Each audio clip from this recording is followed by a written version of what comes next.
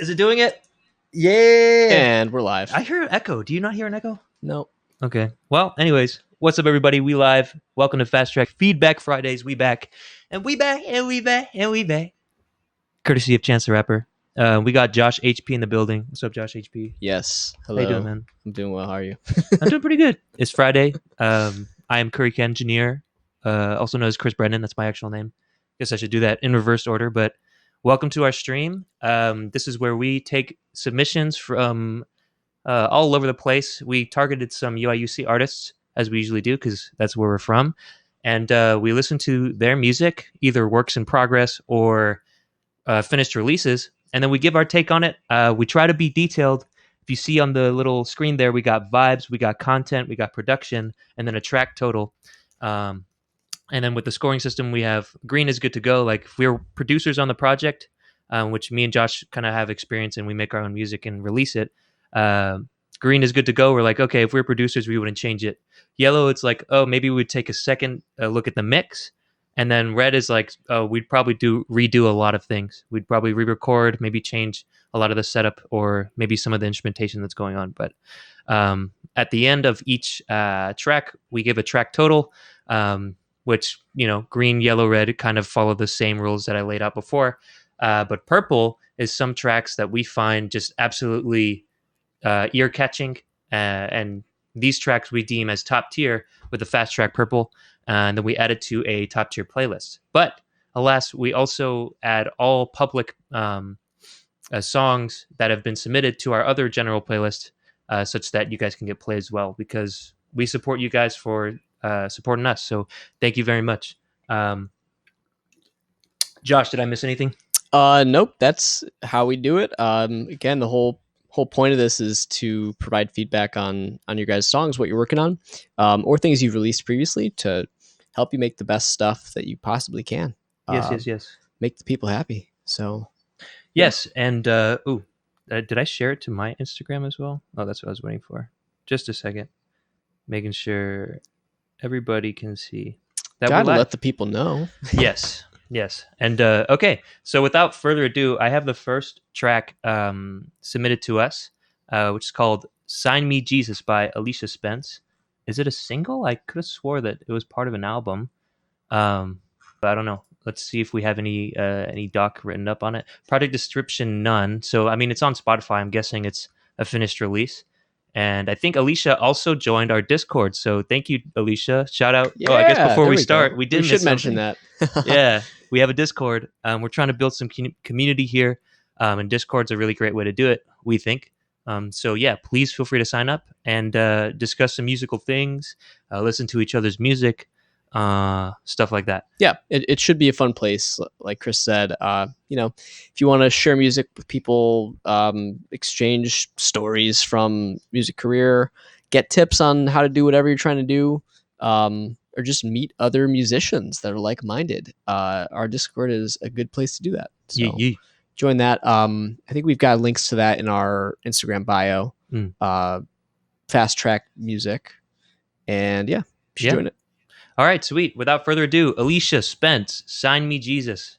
Does Jesus own a record label? Let's find out. Here it is. This volume good?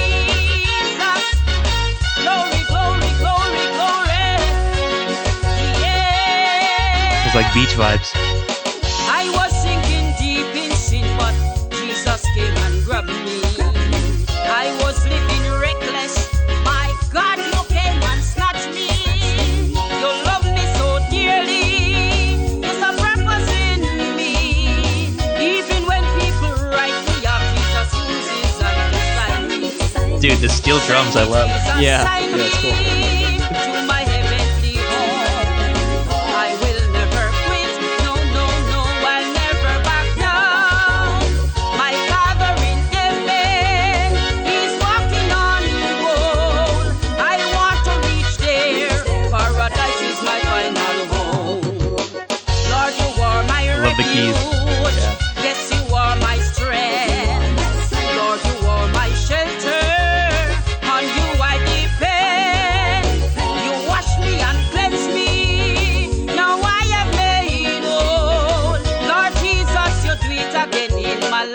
you take control.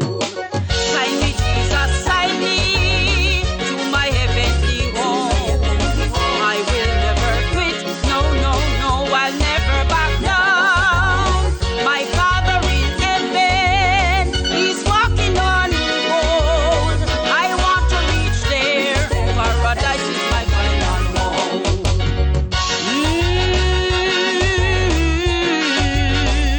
Just soulful voice. The Lord Yeah. Jesus said, Wow. I am going to prepare a place for you. That is for who believe in Him. Yeah.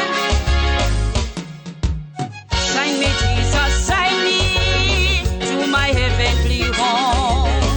I will never quit, no, no, no, I'll never back down.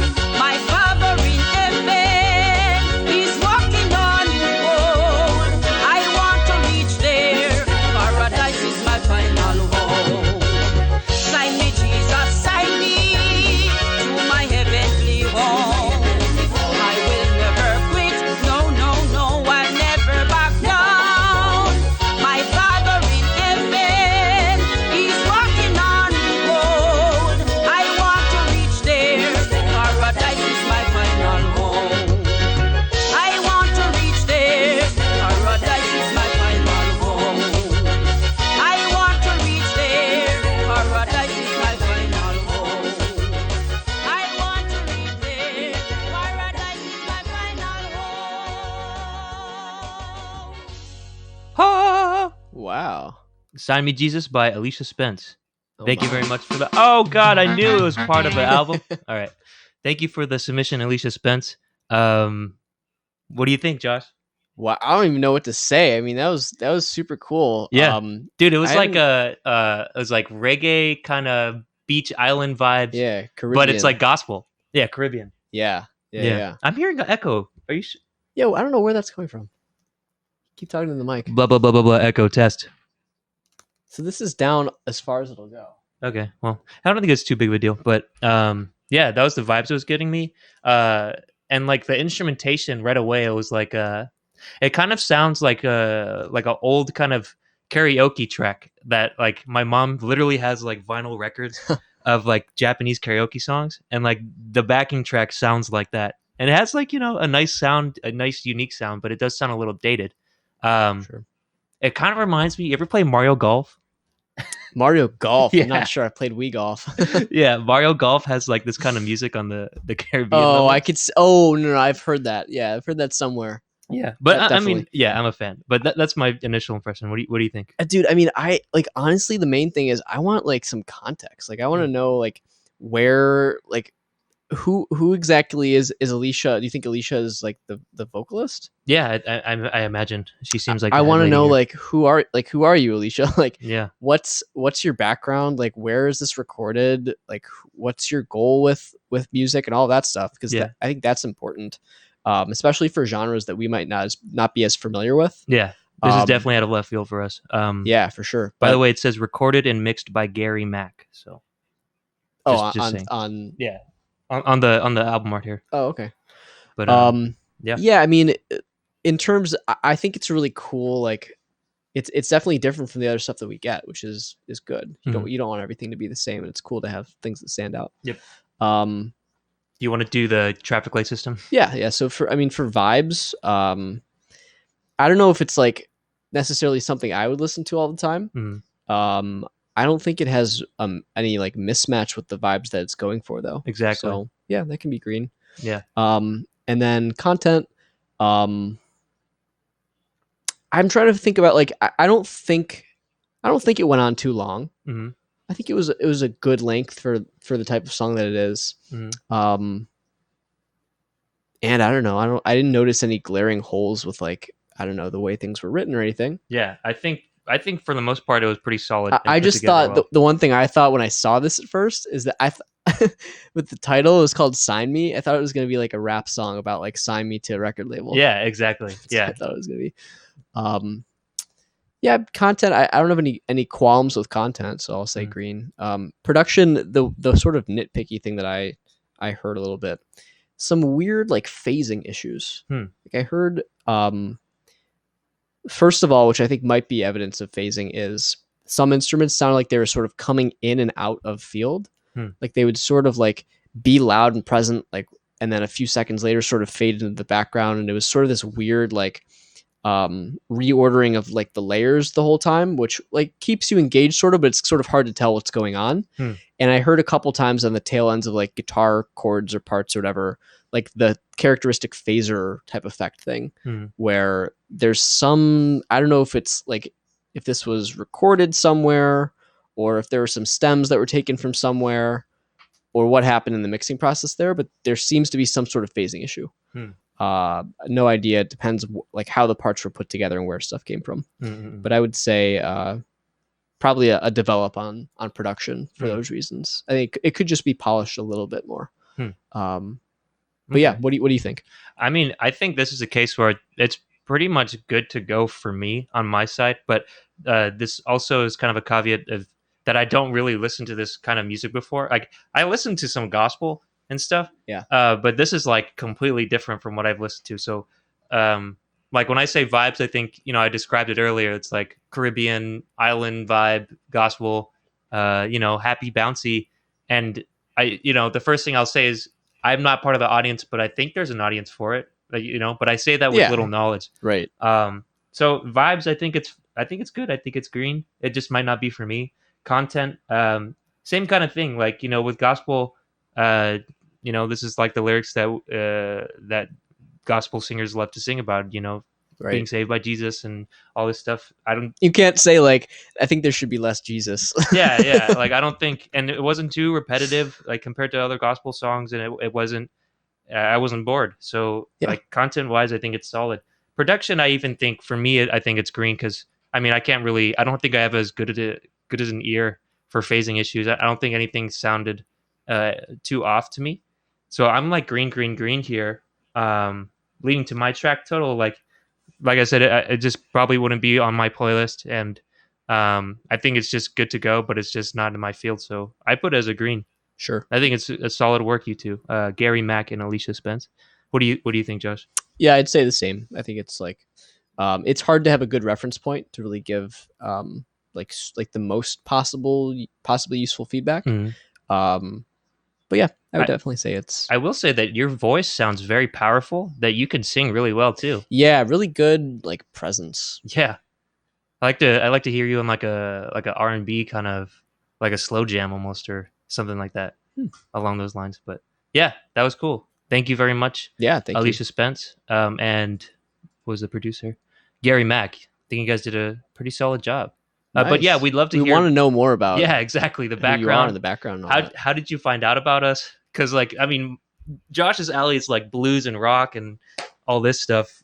Green Day, right? And like, yeah, mine is like hip hop. So, we'd love to hear about how you found us. So let me go ahead and switch to the next one here. The next song we have Drew Cagle and The Reputation, Off the Wall. It's a finished release, and it's a debut single. Okay, so Drew Cagle and The Reputation, these guys I saw at the Open Jam. Oh, nice. At Nola's on Tuesday. I won't do any spoilers. Let's just listen to it. Oh, you've already heard it already? No, I don't know if I've heard it, but I just I won't give any spoilers about their vibe. Okay, sweet. Figure it out after. Drew Cagle and The Reputation, Off the Wall, released by Reputation Records with a Z. Nice. Independent? All right. 3, 2, 1. Hallelujah. Wait.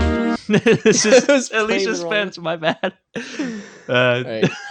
I was like, wow. We have such an interesting mix today. I was like, what? Off the Wall, Drew Cagle and The Reputation. I need to click the right play button. There we go. All right, here we go. I'm gonna turn this up, dude. I need more volume a little bit.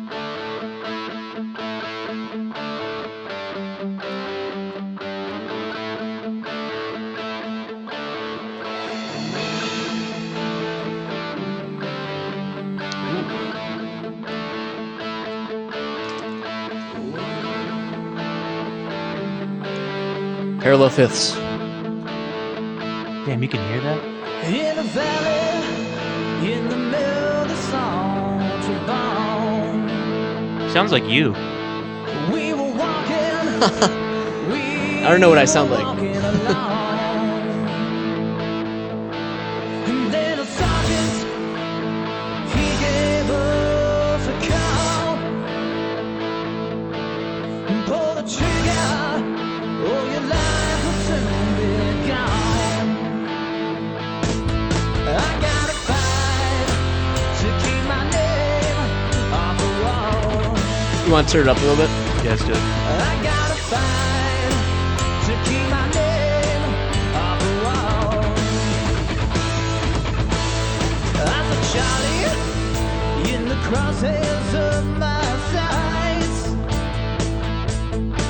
Look down the barrel, right between his eyes. I heard my mama praying for me at night. Be careful, my child. I hope you'll be alright. Whoa, I gotta fight. Dude, this is like classic rock. Yeah. Yeah, I gotta fight to keep my name off the wall. Nice. I hope the Lord, He heard my mama's call. Well, I gotta fight to keep my name off the wall. I love the fills.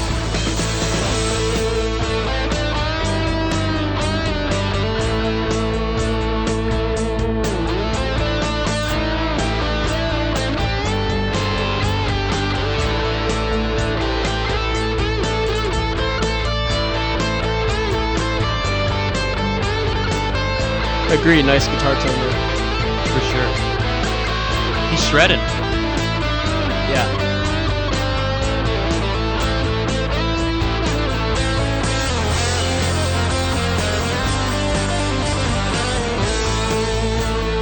And 10 years later, when I think of that fateful day, in the mirror, a child is stolen away, and the decision cries that I might pay, live or die in the jungle, so far away. I gotta fight Yeah, you can sing. to keep my name off the wall. Yeah, I gotta fight to keep my name off the wall. I gotta fight to keep my name off the wall. Duty calls, keep your name off the wall. Ooh, nice. The guitar? Yeah.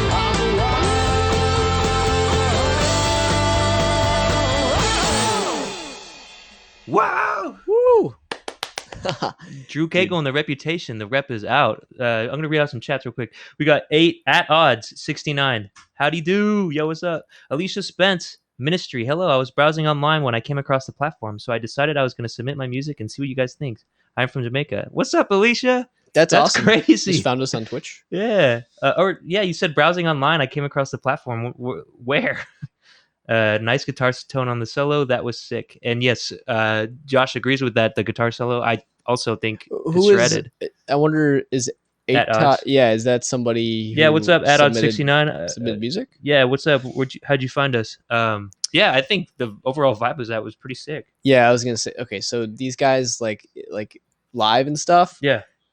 look like they're from Texas. Yeah. That's a good thing. Okay.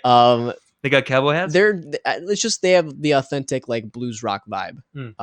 Super cool, and they're super very good live also. Yeah, they're solid. They're all in the pocket, which so we get some bands here that submit to us, and sometimes like the recordings, I don't know if they recorded separately or something, and you'll get timing issues between the instrumentation. But these guys were on tight it for sure. So vibes, yeah, I thought it was like classic rock vibes. I don't know who to compare it to just because I haven't listened to classic rock in a long time. The first name came to mind was REM, but that might not be very accurate. Probably more like, What do you think? I don't really want to say Led Zeppelin because it's not that close, but Mm. like, I don't know. Like this is I maybe would- not a comparison that they want me to make, but I feel like it'd be on Guitar Hero. This is a song that's like on Guitar Hero 3 yeah, or it could something. be. Well, so it could be. This is cool. Fuck, dude. Why I can't remember. Slash Yeah, Guns N' Roses. Guns N' Roses. Yeah. I'm an idiot. That's accurate. I think that's Something accurate. like that, sort of. Yeah, but He just submitted found browsing Twitch. no, Nice. so we're just getting organic, Welcome, bro. organic That's dope. traffic here. We do have a queue though, so it might take us a little bit. Yes, Just a heads up. that's true. Do you But, want to go through the traffic lights? Yeah, so the rating traffic scale? lights. Yeah, so vibe. I was just talking about it. Classic rock vibe, Guns N' Roses vibe,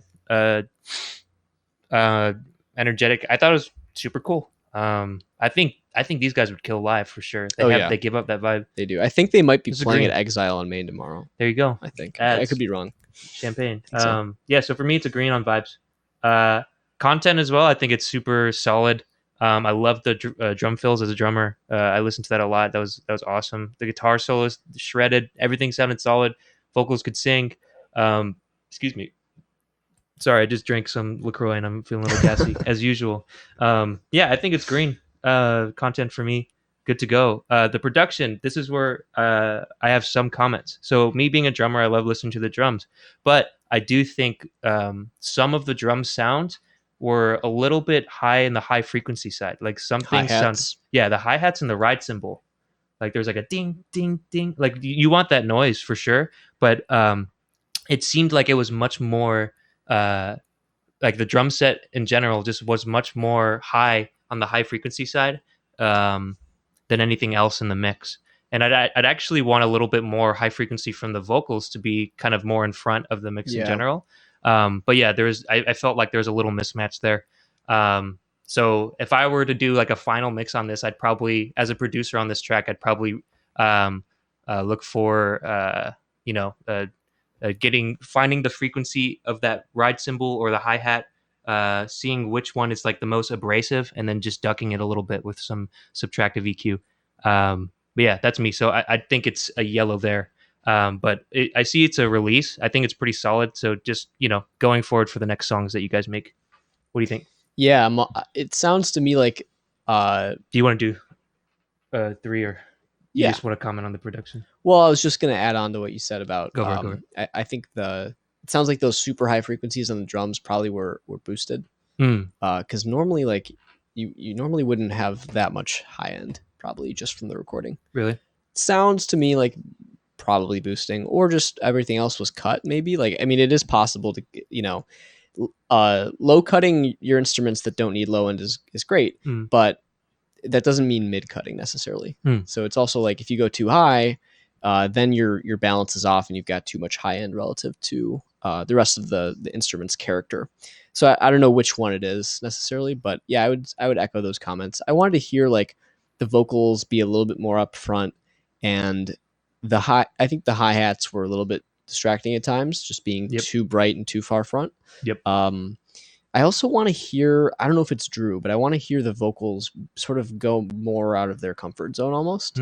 Like at times it felt like they were being a little bit restrained, like trying to stay on pitch sort of. And I want to hear more like screaming and shit, like more like, And you could do it. I mean, we heard it. and I know you can do it. But I think like vocal performance can be even better from what I've seen you guys do already on the recordings or whatever. So one other thing, I don't know if this is the case, but I felt like there was a lot of sort of disparate different processing on every separate instrument and not enough glue to sort of bring things together. What I mean by that is it almost sounded to me like there were different like types of reverbs on different instruments. So, like the vocals had one reverb type with one space or whatever, and the drums, the other stuff had like a different reverb space. And it makes it sort of confuses your brain, because then it sounds like everything is in a different room, even though you guys sound like we're playing together. You just want a good idea would be to send at least a couple instruments to one master bus that has a reverb on it. You don't have to send a lot of it, but just a little bit, So there's something to glue the tracks together and make them feel like they're in the same space. Yeah, that might have contributed to the big difference in frequency spectrum that we saw, or I guess spectral balance that we saw in the Yeah. drums versus everything else. That's the reason why, because like putting something in a bus and then putting it through a reverb or even a compressor will apply some attenuation or boost to frequencies universally. And so when you do that to everything, it sort of helps to even things out and make them more analogous to each other, sort of. Yeah. So For sure. for the ratings, definitely vibes, green all the way. Love it. Want to Yeah. hear more of this shit. That was sick. As at Odd said, The world needs more rock and more blues rock and all of that. yeah. Then for content, yeah, it's a well written song. How long does it say it is on there? 4:15. 4:15. Okay. I felt like there was one chorus or something that maybe felt like a little bit long towards the end, and I know you guys did bring in some extra guitar solos and stuff, but Which we liked. yeah, which we loved. Holy Yeah, shit, it sounded really cool. Your guitars are definitely a selling point. That stuff is really good. Yeah. But yeah, I would just say, in the future, just sort of making sure that the song structure is like engaging throughout the whole time, just so you don't lose a couple of listeners, throughout that time. Yeah. And so content, I would give a green to. Also production, there's definitely a couple things that can be improved to just make it really lock with your listeners. Yep. So I would say it's a yellow for that one. Cool. And then overall, I would say there's a couple of things that could probably be worked on if you really want to bring this to that next level where it's like it's going to show up on Spotify recommended or whatever for people who listen to rock and blues rock. Yeah. There's things that can be done to bring it up to that level. So I'm going to say it's between a yellow and a green for me. Yep. Yep. I agree completely. And I think that you guys have a lot of potential because, like I said, you guys sounded locked in. You sounded like great musicians all around. It's just some mixing stuff. And hopefully, it looks like you guys are doing it yourselves. It says your own Reputation Records or something. So yeah, it's impressive. And we are looking forward to hear you live and as well as your other releases or works in progress. So thank you very much for the submission. Yeah, and bravo. Send us more. Yeah, that was fucking sick. I need to see awesome. you guys live. That's awesome. All right. So we're going to go to the next one here. Cancel. We got Dodo Trip, a finished release. Elements of a classic 90s era. LTJ Bukum. Do you know who that is? I know. LTJ Bukum, or Bukum. Fused with the current indie aesthetic and rap vocals from Ko Lee, make the new track from European producer Trip. A track that will surely feature on any hazy evening playlist this summer. Dude, that's like a press release. Nice. Should I try it again so we can rate it? Right. What's up? Chat says that that's a drum and bass producer. No worries. Drum and bass. That makes sense. Oh, Okay. LTJ Bukum. Okay. Yeah. I fucking love drum and bass. That's dope. Nice. All right. So is it Dodo? Dodo's the artist, and then Trip, but it says new track from European producer Trip. So also, this is just the wrong link. Aesthetic and rap vocals. Let me see. Enrique, we might have the wrong link if you're still here. So when I say Enrique, we have a homie, a young Jamie that's helping us run the stream. And you are requested for your services right now because it seems like this is the wrong link. We see Enrique is on it. So I think we'll go to the next one for now. We'll come back to it. Yeah, we'll hit up that whole press release too, because if you're submitting for playlists, that's also important. I think this one, it seemed like there was no link included in the submission form. Okay. Enrique did say FastTrack. Uh-oh. Whether you're exploring a Amtrak. college camp, Yeah, Whether you're ads. exploring a college campus Yeah, or no. getting Don't do the- abducted. yeah, no, thank you. So the next track we'll just do. It's called KO, it's by artist KO, and it's called Your Fault. Kayo? Kayo, maybe Just a Kayo. guess. Your Fault. Finished release. There's no description for it. It's hip hop rap, Japanese hip hop. I'm excited. I'm half Japanese, Ooh. so that's sick. I don't know what this is. Might be like a tea leaf. A book. Looks like the ad is over though. Oh shit! All right. Without further ado, you ready? Let's go. All right, KO, Your Fault. Let's go.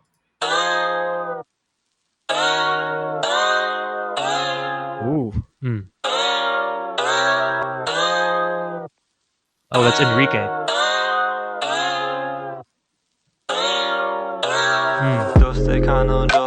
に無視した頭にされた私感情にあの日にいつまでや謝るな Right away, the mic. 君の行儀いつ All も the で production て quality. こればれ繰り返して Yeah 何もだっていていつもできていて Yeah あのこと最初に燃えた Do you wanna get inside, get inside Love the beat. 前のせいで前のせいで鼓動を排除しました前のせいで Gets 前 better. のせいでワイ先生は心になった前のせいで前のせいでビザルトを排除しました前のせいで前のせいでワイさん気持ち最悪になった前のせいで前のせいで Yeah yeah yeah 前のせいで前のせい Is there a layer? で Yeah yeah yeah 前のせいで前のせいで Yeah yeah yeah You found better run back to me Switching back to the English now, I got nothing else to say. I called you every all night, then you started to swim me away, yeah. Latex, so I worry about, got me a spell spell, did to yourself, yeah. Stood at the book of the cues, now you call me for yourself, yeah. Up, down, up, down, up, down, that's my feelings, when can I calm down?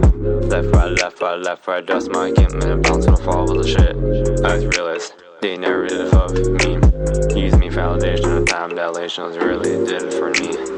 前のせいで前のせいで鼓動を排除しました前のせいで前のせいでワイ先生は心になった前のせいで前のせいでビザルトを排除しました前のせいで前のせいでワイさん気持ち最悪になった前のせいで前のせいで Yeah yeah yeah 前のせいで前のせいで Yeah yeah yeah 前のせいで前のせいで Yeah yeah yeah You found better run back to me Tell me why I think about you all the time I bust my shit from time when I'm skiing at the Dells Battle compared to nothing, nothing for the feelings that I felt Got me thinking suicide for the shit that I've been down Oh no 夏の前は電話繰り返さ過去の言葉ように使っていつも通り責任転換する大切なものをいつまでやるお前の言葉のシーンはあったでもやっぱり俺も時間でそして今週のものはあった前のせいで前のせいで鼓動を排除しました前のせいで前のせいでワイ先生は心になった前のせいで前のせいでビザル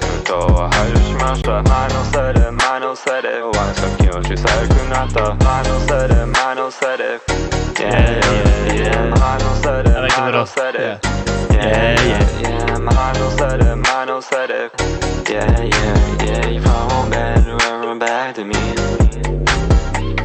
That was Kaio. Your Wow. fault. Yeah, gotta represent the Japanese rap out there. That's awesome. I'm trying to write in Japanese too, but he was obviously much more fluent. How did he find us? I don't know, Kaio. How'd you find us, bro? That was cool. Where you at? Yeah. So the first thing for me, though, I mean, I said it during the song. The first thing that we hear is the mic quality. So Kyle, if you're in the chat, let us know. He did get 450 plays and 20 likes though. So that's what SoundCloud's for. Like he posts stuff on SoundCloud that's a little rough, and people will still vibe with it if there's something there. And I think there's something to be said. There is something there. But the first thing that we hear is the mic quality. What do you mean? So don't speak for me because I thought the production was amazing. Okay. Do you mean that you heard the mic quality being bad or being really good? The mic quality didn't sound very good. Oh, Yeah. That's interesting. I didn't think that at all. Whoa, really? No. I thought it sounded like an iPhone mic. No. Okay. You didn't understand what he was saying though, right? Sometimes I did. I caught some words few and there, but I'll go into syllables and stuff later because it seems like they're trying to do like a lazy flow, but have a lot of syllables, and then it sounds like they're struggling. But I feel that. Yeah. The first thing that I saw, like when the first vocal came in, I was like, this vocal, it sounds like it's a cheap mic. I could see that. I mean, I think there's also like for me, it might be different if I was hearing it in English, and then I could sort of compare like I don't know, like I think it's harder to tell what speech quality is supposed to sound like in a language you're not as familiar with. But there was some English too.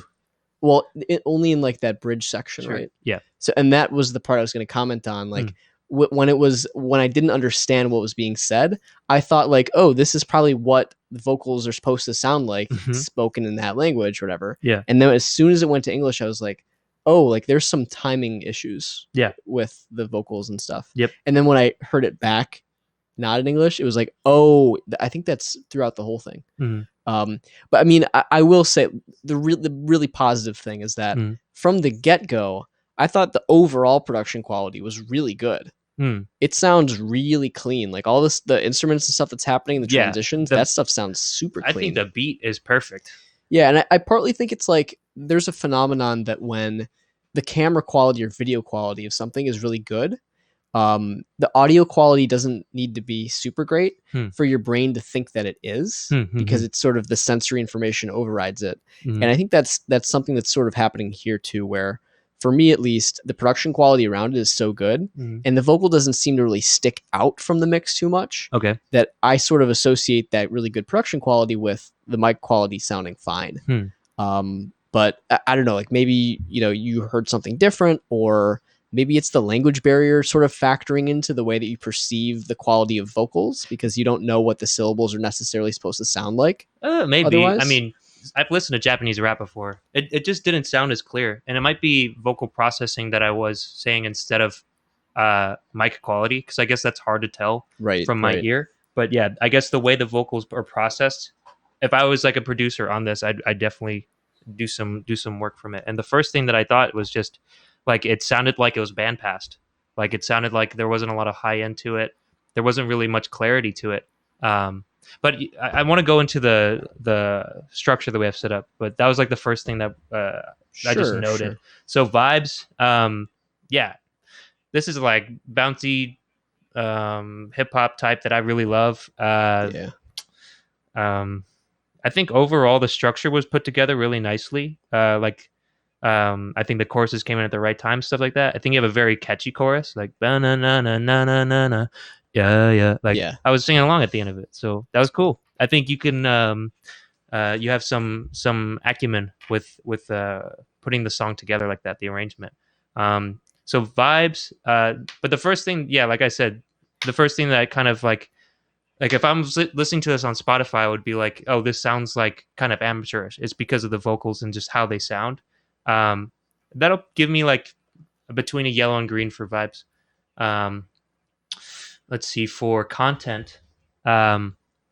So in Japanese rap that I am aware of, to a smaller extent than American hip hop, but it's the same kind of principle. Like you have you're trying to fit in syllables of words that you want to put in to the bar, and you want to make sure even now, like sometimes you can get a little bit off beat and that sounds really cool and everything, but I think what I was hearing here, it just sounded a little bit clumsy, to the point where even in the English sections I couldn't really tell what was going on vocally. Like I couldn't follow the story that you were trying to say, or some of the words. So I would say maybe work on enunciation so we can kind of understand it more. There is like a lazy flow kind of mumble rap, for lack of a better term, trend going on. But yeah, that compounded with the way that the vocals were processed, or whatever, the mic, for example, it just like led to a decrease in clarity for me, the listener. So that's content, right? So yeah, I would do. I would probably. Oh, this is production. Okay, so content, I would say it's like a yellow because I develop it. And lastly, production. For me, I think the vocals, like all I do is mix hip hop vocals. That's like what I do all day. And I thought this was definitely like a step below of what I would hear from a Spotify thing. So I don't know if it's your mic setup, Kaio. If you're in the chat, or if you want to email us after we send you the clip, just talking about what your setup is, we'd love to like kind of help you out. The reason why I said mic is just because that's the first thing that I came to, like the mic, or what the room is treated like, or how you're processing it. Yeah. So I think for me, it's a red. I would redo it. But yeah, what do you think, Josh? Yeah, I'm like sort of conflicted because there's parts of each of these actually that I think are close, close to perfect. So yeah, the thing I zoned in on production. Sorry to cut you off. The beat I think was like fantastic. Mm-hmm. So the beat, I think it's good to go. But yeah, the vocals, I would remix it. Right. Yeah. I mean that's why it's hard too, because there's certain things about each of those categories that I thought were like pretty close to perfect. Mhm. And then other parts that definitely need some refinement. For vibes, I would say like the overall vibe of the track, and most of this, not all, but a lot of it I'm attributing to the beat, because like it's really good. Yeah, it was really good. So I would say I would give the vibes a green. Mhm. The only part that I felt like put a little bit of a harsh on the vibes was the part that I could understand. Mhm. Those lyrics being pretty out of time, Hmm. not in a way that I felt like was super purposeful. Yeah, I know that's a style you can do. You don't have to be on the dot of the grid lines, but yeah, but you have to be close. yeah, there's something. You need to have the swagger or something. Like there's need a to certain have- way to do it. Yeah, and I think they almost had it. They're doing this like Yeah, lazy kind of flow, this laid back kind of flow, but it sounds It needs to be lazier, maybe. No, Like it it needs to be more. I don't know. I just often feel like when people are trying to do things that, like, the true style that they're trying to achieve Yeah, is actually the result of people who are really good at doing that style and are relaxed when they're doing it, yeah. It's rather than like natural. sounding a little bit stiff when you're trying to make yourself sound like this more relaxed style. Exactly. Yeah. So that's something that It's just effortless. takes work. Yeah, it just takes like doing it more often, being really comfortable with it, Yeah. not worrying as much if you're fucking up or whatever, having fun with it. Hmm. The having fun part really shows through Yeah. in like anything you're doing. Yeah. So yeah, I would say vibes green. Content, I can't really comment a whole lot of content other than the musical content, which I thought was good. And I think, I mean, things were catchy too.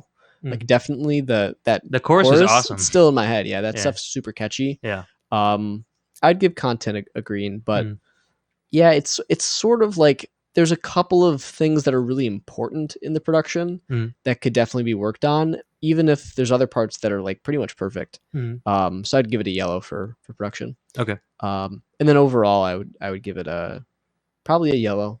Yeah. There's stuff that can be improved, and there's stuff that's really good. But dude, I want to know how you found us, where you're from. Like, yeah, let us know. Yeah, I love hip hop. I'm half Japanese. I love Japanese hip hop. Like, dude, hit us up with more of your stuff. And yeah, I'm really like, so all I do for real is like I get beats from my friends, or like I buy and license beats, and then I record my own vocals over it. So that's why I'm kind of being like, nitpicky here, because it's my specialty. And I think that what you have is, something special. You have a good taste in the beat. Obviously, you for the most part are in time, and you can write a catchy hook. So yeah, I would just love to help you kind of take it to the next level. So if you just let us know what your setup is, yeah, I'd love to see like where I can maybe offer some input. Yeah, for real, hit us up. Yeah, but thank you. So I think Enrique finished or fixing, so we can do Dodo Trip. Ooh, okay. Let's try it. Nice. Welcome back, Dodo. Okay, so Dodo Trip featuring Ko Lee advertisement. So while the ad is going, I'll read the press release. And Josh, pretend that you're like a playlister, then what would you think about this? All right, okay. All right.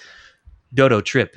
Elements of a classic 90s era LTJ Bukum fused with the current indie aesthetic and rap vocals from Ko Lee make the new track from European producer Trip, a track that will surely feature on any hazy evening playlist this summer.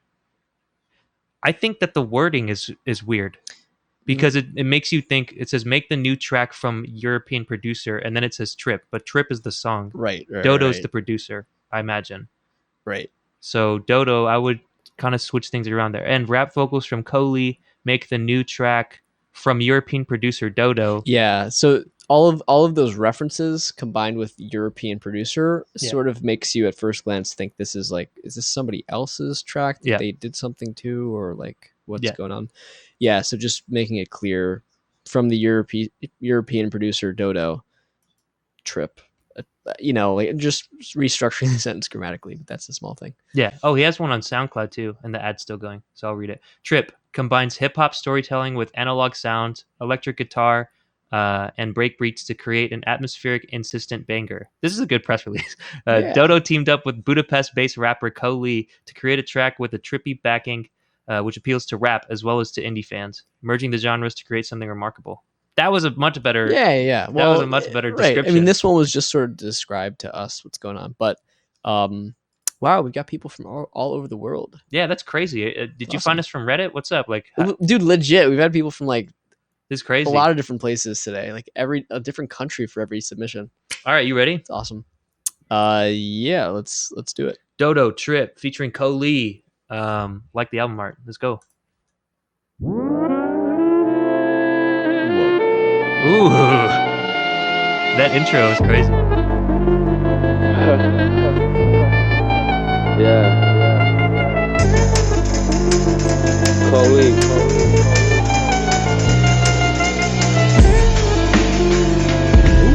Yeah. That's heavy. Okay, check. Yeah. Oh, love that. Spitting before I eat, crumbles at my feet. My brother hit me up and told me rap some on this beat. Rolling up my sleeves, a pack a joint before I pass a hit. Check. Spitting before I eat, crumbles at my feet. My brother hit me up and told me rap some on this beat. Rolling up my sleeves, a pack a joint before I pass a hit. Delivering the message that I wrote during the acid trip. Still swerving off the visions from my dreams. Still searching for my mission on the streets, yeah. Never pissing where I sleep, listen when I speak. I'm a skilled merchant, I will sell you what you need, yeah. I'm a free dog, steady looking for his leash. Surfing all these waves, feeling like I'm on the beach. Rap and grab what I want, nothing's out of reach. Switch up. Nothing's out of reach, yeah. Because nothing's out of reach, yeah. And we're surfing on the beach, yeah. Surfing on the beach, yeah. Because nothing's out of reach,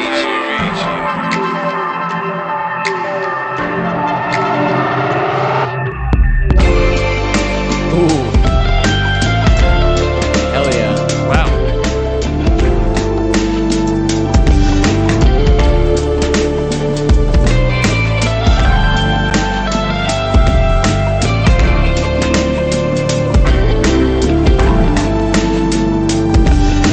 I think I like this back half better. Instrumental wise.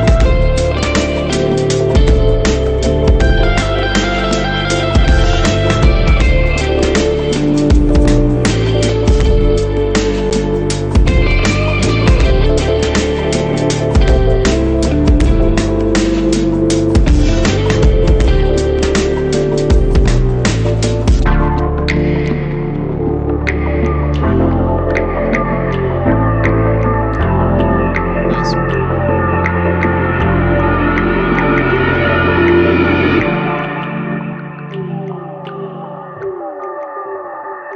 Wow, there's a lot going on in that. Whoa. That was pretty layered.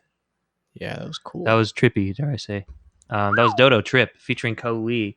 Was it the stream or did the swing of the instrument and drums feel a bit not interlocked? Yes, I agree with that at odds. We'll go into that. But let's go overall vibes first. Josh, how about you start it? Man, like I don't know. Trippy? I'm impressed. Yeah. Hmm. I mean, I love the way that started out, and it just I think there's a ton of points in this that shine as being like, yeah, like this is like the content of stuff on the radio or whatever. Like Yep. there's definitely some really, really strong points all around. Hmm. Um I thought this was like more experimental shit. I wouldn't find it on the radio, but yeah. I mean, there are elements like the whole composition definitely is more experimental, like Mhm. the way things like fit together and like the different parts and stuff.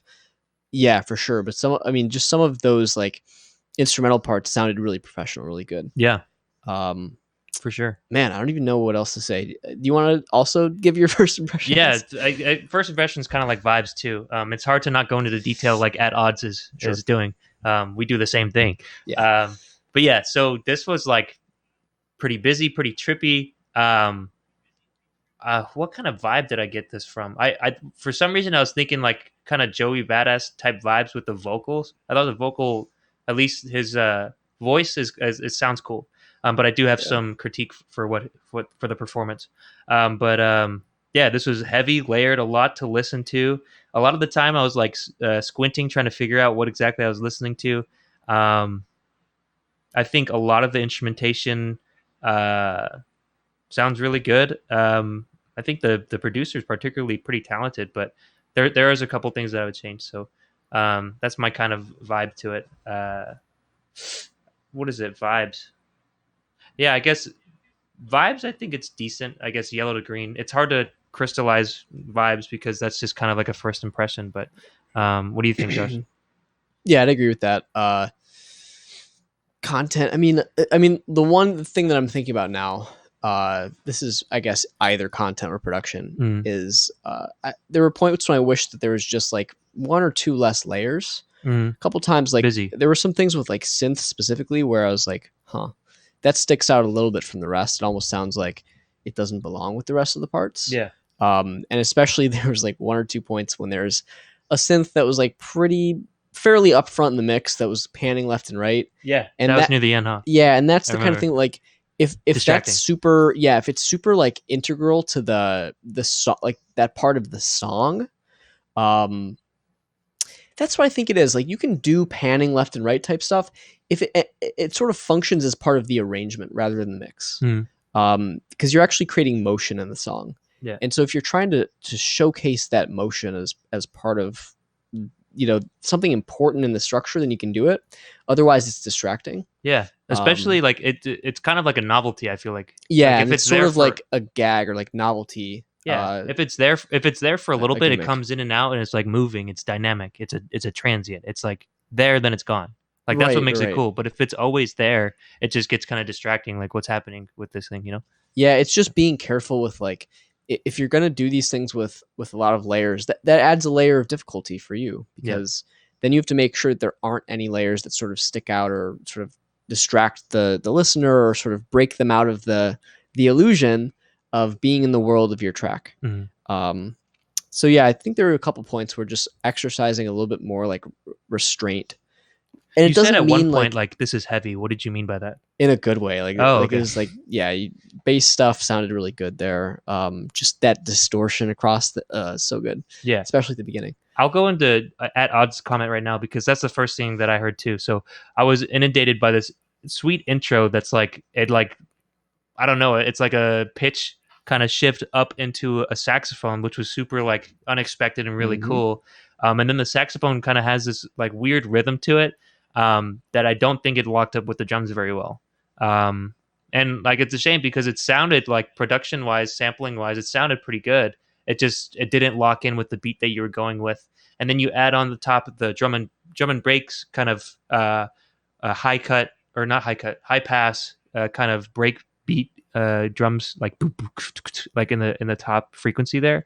So you have a lot of these rhythmic layers that are kind of clashing to each other, and sometimes it sounds heavy in a good way, but sometimes it sounds like there's too much, and like I don't have anything to latch on and groove to, you know.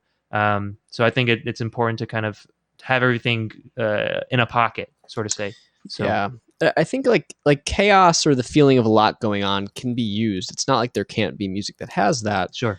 It's just that like I think you need to be thinking about what the narrative is, sort of. Mhm. You know what I mean? Like at points, it sort of sounds like there's just stuff sort of strung together. Maybe that's the point of it being called trip, Maybe. is that it's just sort of like a wild trip. But like even in a wild trip or whatever, there's a journey, Mhm. and there were times when it felt a little bit like, oh, we're going to a new vibe just cause. Mhm. And some of that is just like, oh, there's a part here that doesn't have a clear focus. Mhm. It doesn't have a subject. It's Mhm. not clear what we're supposed to be focusing on or hearing or experiencing or relating to or whatever. Yeah. It's just like a cacophony of stuff. Yeah, I thought the Um, same thing with the vocals. Maybe it is a theme, but yeah, with the vocals, I was literally like, "What's the focus here? What's the point?" Maybe. I mean, this is a challenge. It's hard to make things like this where there's not only a lot of layers and instruments, but separate parts that have their own vibes and stuff. Yeah. It's a lot of work.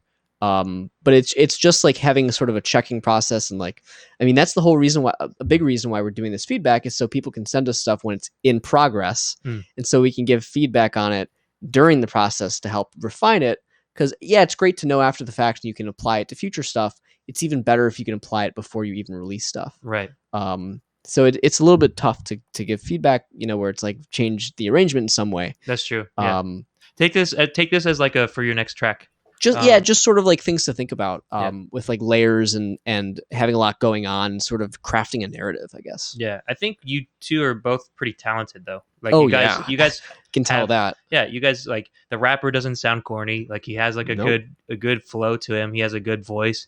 And you production wise, Very Dodo, impressive. yeah, like I can tell that you're talented there and you know how to make things sonically sound really good. But maybe just for me, rhythmically, which is super important in hip hop, like you want people to like bob their head and shit. Like it needs to lock in, and so that's why we're kind of eating into you a little bit. But yeah, let's go back to our structure. So content wise, yeah, I'll go back to the vocals.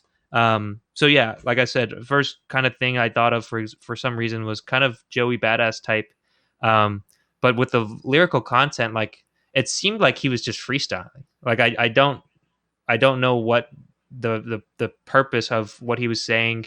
Like he had some lines in there. I can't quote them now. I forgot it. I caught it while it was happening, but like it wasn't like super memorable. And it seemed like it was a little bit behind everything else. Like if I were to mix it, I would just make the vocals a little more present. But honestly, it wasn't too bad. Like it was probably just a couple, maybe just like a couple like decimal points of dB boost in the vocals, or maybe you duck the instrumental frequencies in the frequency that his vocals at. But yeah, that's what I heard from the vocal side. It was just kind of forgettable, which is a shame because I think he has a dope voice. It was just kind of a forgettable verse. Yeah. So for content, I'd say yellow. What do you think? Yeah, I would give content yellow too, just more on like the sort of narrative side of, crafting the song to have a clearer journey for the listener, like where we're going. Yeah. And again, it's a challenge when you're trying to make it like a trip where you take them through multiple different places, but Alice in Wonderland is not as interesting if you don't know what the hell's going on. Mm-hmm. That's true. And what is it? Production? Oh, we already kind of talked about production. Yeah, so I think sonically, I think it sounds pretty solid. Yeah. So production wise, like the only thing is the rap vocals for me, and then I think near the end there's like snaps that sounded a little bit harsh in a particular frequency. I would just take like a really skinny EQ band, find where the snap, where that kind of harsh frequency is, and duck it. But yeah, I would say it's between yellow and green. Like it's pretty solid. Like you did a pretty good job, I think, on the overall mix. Yeah. What about you? Yeah, I'd give it a chartreuse. Yeah, because chartreuse. There's, again, this is one where there's a ton of shit that's like really, really well done, well implemented in the production. And then a few things where it's like, oh man, like if that one thing like wasn't there to sort of pull the listener's ear out of the the experience, then it would be perfect. But yeah, there's just a couple of subtle things with like making sure you're not overwhelming the listener in a way that pulls them away from the experience. It's fine to have the feeling of being overwhelmed, but it needs to be consistent with itself. Yeah. So just things like not having like that sort of synth that sort of was above the rest of the mix and panning back and forth without much of a reason, it felt like. Yeah, in the back half. Yeah, just like being careful, being a little bit more minimal about things like those. Like, is it really needed, or can you do it in a way that blends better?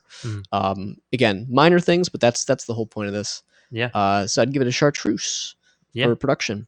And overall, I think that's where I'd put it, yellow to green. Yeah. Maybe more towards yellow, but what about you? Yeah, I think I would agree. I mean, it's right in the middle for me. Like, I like it a lot. I mean, it's not to say like this is probably better than like a lot of the stuff that exists out there for sure. And it's very impressive, and it's something that you should be proud of. Yeah, I definitely want to hear more of your shit. Yeah, for sure. But both of you guys. It's definitely. I mean, there's things to develop within it. So I would say it's between develop and good to go, because there's also parts of it that are good to go. Oh, Enrique's saying bye. Say bye, everybody. Bye, Enrique. Bye, Enrique. Thanks for fixing it. But yeah, that was Trip Jamie by Coley. Not Coley, sorry. Dodo. By Dodo. Okay, so Sweet. we'll go Thanks, to Dodo. the next one. Yeah, thank you, Dodo. Another great one from Dodo. Oh yeah, was he return? Yep. Definitely felt like it was familiar, but like the whole Trip thing kind of threw me off. Okay, so we have Rudvik Chaudhary. I probably pronounced that terribly. I'm sorry. Rudvik Chaudhary. I don't know. Bricks from the Wall. It's a finished release. It's a house track. Ooh, we got some house. from, house from track Pink Floyd. I made by sampling Pink Floyd's Another Brick in the Wall Part 2, classic. Inspired by Thomas Bangalter's Spinal Scratch. Is that Daft Punk? I don't know. Bangalter? I think Bangalter is from Daft Punk, one of the guys. Oh, cool. So I mean, I'm excited. I love all Yeah. those things. So this is Bricks from the Wall. I'm gonna do theater mode. That should Yeah. Okay. Bricks from the Wall by Rudvik. Here we go. Let's hear it. We don't have any click track or count in the can game. Mind you, it would be nice to have some musical accompaniment to this. I like the video.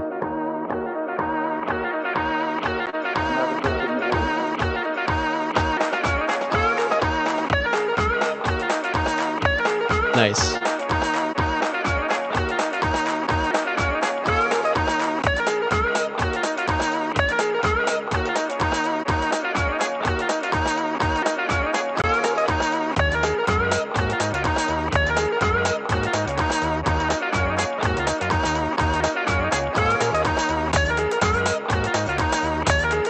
Here we go.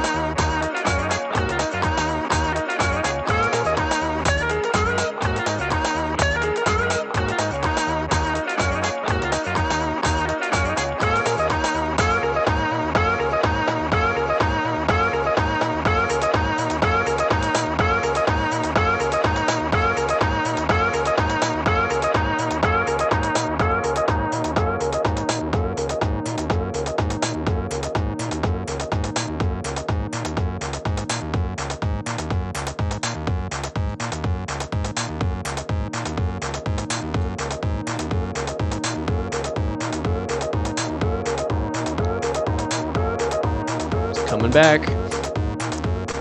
Or not.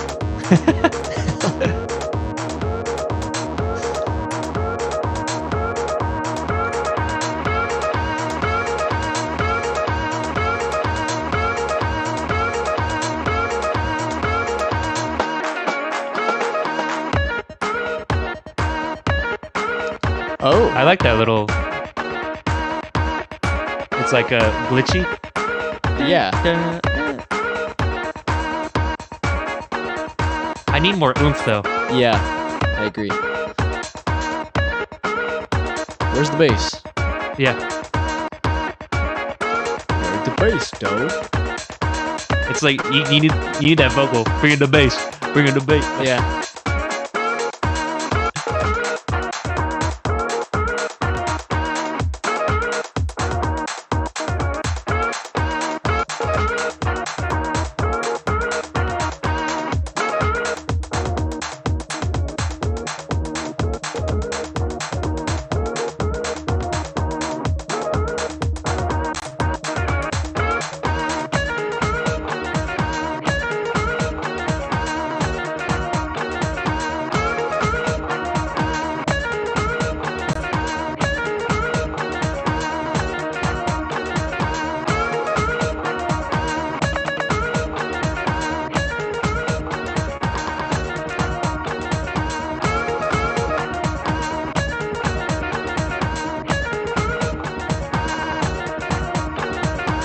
Feeling a little repetitive here.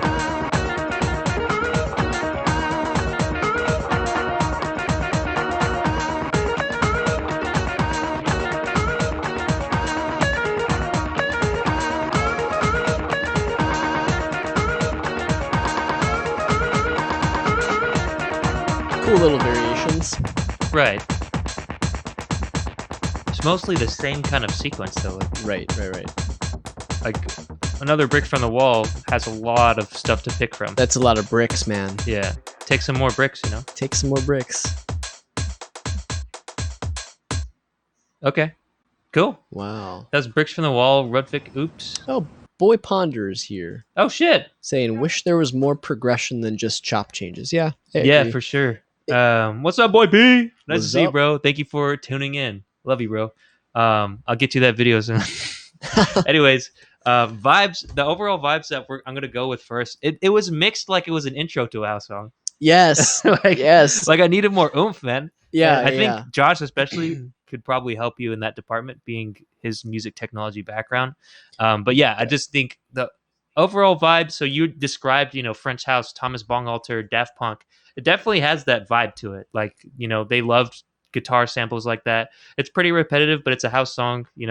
I agree with Boy Ponder that I would like something different. Like, I could tell it was the same sample, but it was just like cut in different places and put in rhythmically different places, and that worked for maybe like the first minute and a half, 2 minutes. Yeah. But like after a while, I was just like waiting for a change up, waiting for a bridge, some sort of variation Some instead relief. of yeah, for sure, some build up into like Yeah. like I Where's the legitimately oomph? legitimately I thought this was like a intro the way it was mixed for like the first minute, and I was like, oh, okay, it's just how. Yeah. Where's the drop? Yeah, we need the bass. So that's the overall vibe from it. Josh, what do you think? Well, at odds 69 said this needs some refs for gain staging for sure. I think probably reference Yep. like reference tracks. Yep. There Referees. needs to be low end presence of a kick at least audible over the rest. Yeah. So same thing. Like Agreed. the biggest glaring hole is that there's no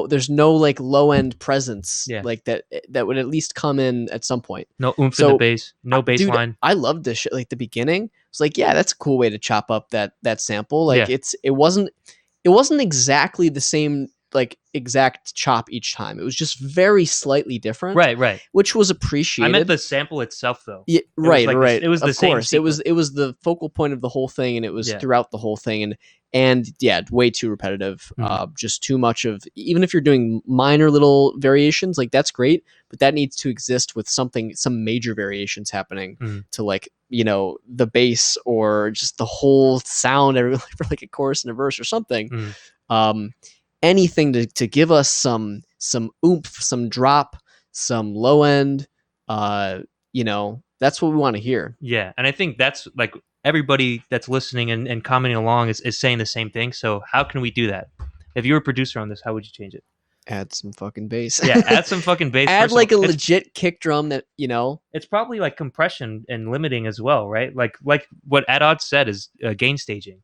Yeah, some could be, but I mean, like take a reference track, and then put it to like your stereo output in your DAW, and then like a Thomas Bangalter track, and then take your track and then route it to your mastering track or whatever limiter, and then you'll be able to like solo one and then solo the other. That's how you can like check. Gain staging means just Right. like making sure that the overall volume and like what it sounds, how loud it sounds is the same, because that's super important for house. Because if you're a DJ and you're trying to change from one song to another and the other song is super quiet, that's like, no, you got to keep it the same level. Yeah, then everybody leaves the dance floor. Exactly. Yeah. Or they think it's a 4-minute intro, like I thought, Right. So right. I think that's a little tip you can take from there. Just like put a reference track, take a Daft Punk song, because I think that's the vibe you're trying to go for, and then just see like, oh, my track, doesn't have as much oomph, doesn't have much bass to it. And then you could be like, okay, I need to add either a kick drum that has that presence in it. To me, it sounds like there was no compression at all. That you want to be able to keep the transient in, but then boost everything else. Maybe like the subtail of that kick sample that could come up as well. That's kind of like in the later past the transient. But I think that's the biggest kind of tip that I could offer. What do you think? I think there was probably some compression. I don't think it's just gain. I think it's probably just like there was not a sample in that whole mix that had the low end. I don't know. It's possible that there's some aggressive low filtering that happened somewhere, but it sounds to me more like that there was a bass in there, but it didn't have much low end. And it sounds to me like it was just a sample of a bass that didn't have much low end. There's uses for that. Yeah. But you need to have a foundation for the mix. You need to have something that everything sits on, something that keeps things moving along and changes the overall energy level. Because like that band passing effect that we sort of heard on the whole thing, because there was no low end really, it can be useful, but it needs to be contrasted with the opposite. So if you have that, that's why it's so powerful to have a sort of band pass like rise up to a drop. Yeah. Because then there's the big contrast of when the bass comes in, it's like it opens everything up. So that's cool. You just need to add some stuff onto it. But yeah, I would say, like, did we go through the ratings? Oh yeah, shit. I mean, we just kind of dive that in. So, vibes. I mean, yeah, I think you nailed it with French House and Thomas Bangalter. I think it's definitely there. Vibes, I think, is a green. Content, like I said, I got bored with the same old sample, um, like sequence, like not sequence. The sample itself, it was like the same thing, and it was just chopped rhythmically in different ways. And after like 2 minutes, I wanted something else. I wanted like a break from and a it. lot of those chops were only like a bar or two, and Yeah. so that many repetitions is like, whoa, like Yeah. repetition overload. And Daft Punk, and I'm not sure about Thomas's solo stuff, but Daft Punk is pretty repetitive, and I think this was like a step over what they usually do. It's like Um, the repetition needs to, when you sequence all of that repetition together, it needs to form a solid groove, Yeah, right? And if the repetition is, say, too short or doesn't have like sort of a groove within itself, then a chain of those is not going to be too appealing either. So like repetition, it's not the amount of repetition, it's what does the repetition contain? Because like you can repeat like the sound of a truck crashing 80 times and that sounds like shit, but like you can repeat the same amount of audio with a really cool groove that locks together with repetitions well and then keeps the listener engaged. Yeah, you So need to it's- get that one groove, that 4-bar loop that just Yeah, hits. And exactly. for us, it was like, where's the boom? Where's the boom? Where's the bass? Yeah. Yeah. So Boy Ponder says the idea was totally there, but it felt like it was just an idea, not an application of itself. Yeah, that's correct. Yeah, the idea is cool. Yeah, the idea, like, bricks from the wall, the sample was cool. The chops, they were cool, but just, a little less repetitive on what we think, in our opinion. And there's just no boom. Like, if you're making a house song, it needs to be boomy, It needs to raise the roof of the house. For sure.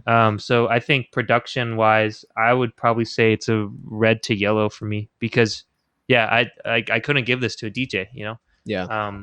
So yeah, that's what I think. I think overall vibes. I think it's definitely a develop. Yeah. Maybe even orange. I'll say between red and yellow. But yeah, I think you have good taste. I think for sure. Yeah. I mean, again, I'm impressed with the way that you like. I know that you did a lot of different variations of that chop on that same sample, and that was cool. They're sort of like too small scale to make a big difference to the overall feel of variation. Yeah, in the track. But yeah, the vibe, like I love the idea of combining those things, and at the beginning I was super psyched because I think it works together well. Yeah, I could envision it. Yeah. So I mean, I'd definitely give the vibes a solid yellow because it's like it's on the way to being really cool. Mm-hmm.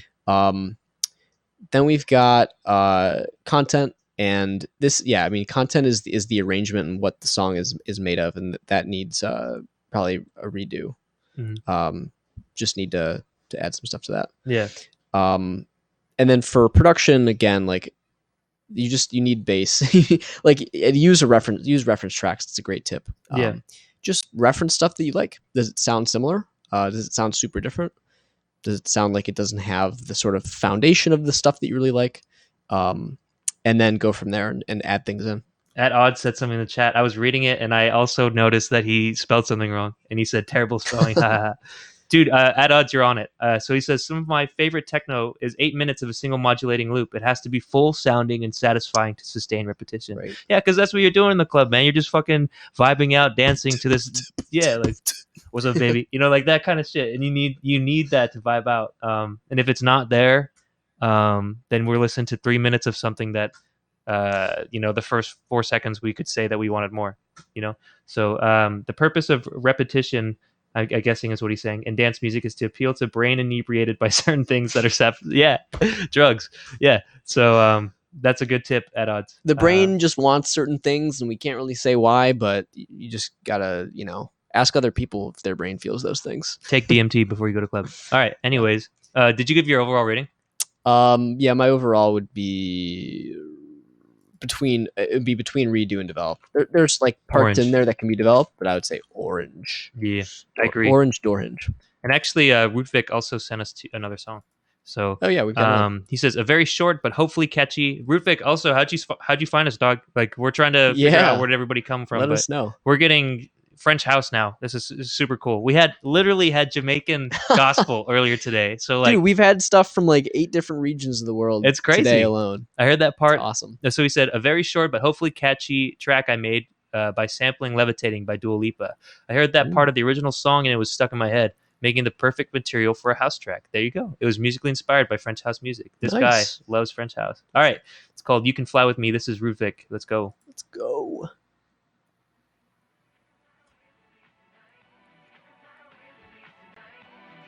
Oh yeah, there's that sample. You know it? I don't know.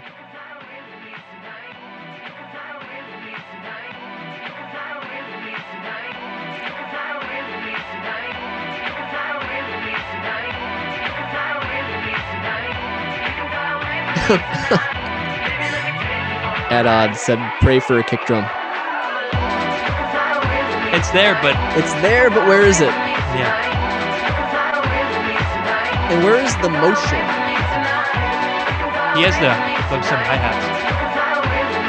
No, but I mean like it's not going places. It's just sort of. Oh, there's something. It sounds cooler.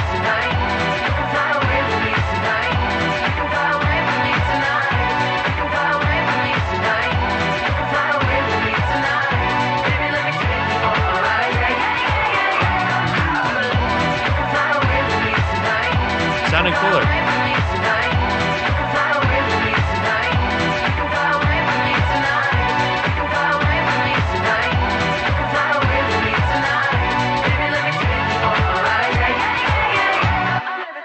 And it's over. Dude, okay, so it sounded like you gradually brought in the bass, right? Over through the whole song. I would say at the end there, where it was like at its peak of being boomy and bassy, I would still say it's like 50% of the way, maybe 40% of the way where it needs to be, like to be a house song. It just needs to punch. It needs to boom, boom, There boom. needs to be transitions that are not what I'm hearing for the most part is the main things that are being modulated are just the volumes of different tracks, like maybe automated, and a master filter over everything, or maybe 2 filters or something, some Maybe. sort of dual pass thing. Yeah. That's not enough. Like if you want to modulate the feel of your track, you got to like have things cut in and out, like have a drop somewhere.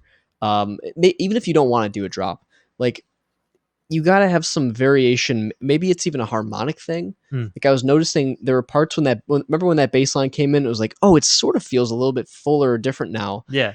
For a split second, that bass line was introducing its own sort of harmonic progression. And I mean, look at basically What's up, all music? All right, sorry. look at basically all music out there. Like there's usually some sort of harmonic basis to it. Yeah. That's not just the one chord. That was the other thing I was realizing, is that like this whole thing is just a 1 the whole time. And so it's like a melody with 1 note. Okay. You need to be able to, you need to have movement. You need to have it's the whole journey. The reason why we have 1, 4, 5 and every other variation that's built on complexities on top of that is because it's a journey from your starting point to a different point and back. That's all it is. But if you're only at the starting point Bo's the whole here time. too, dude. What's up, Bo? Hey, Continue. what's up, man? If you're only at the starting point, then yeah, like Bo said, the song is one dimensional. We need to hear some like major variants. Like we need to hear a different section or bring in some other samples. Yeah. Also, I know house uses a lot of repetition as we've talked about, but it should not be just the one very short sample that doesn't have a whole lot of sort of harmonic content behind it, repeated through the whole song.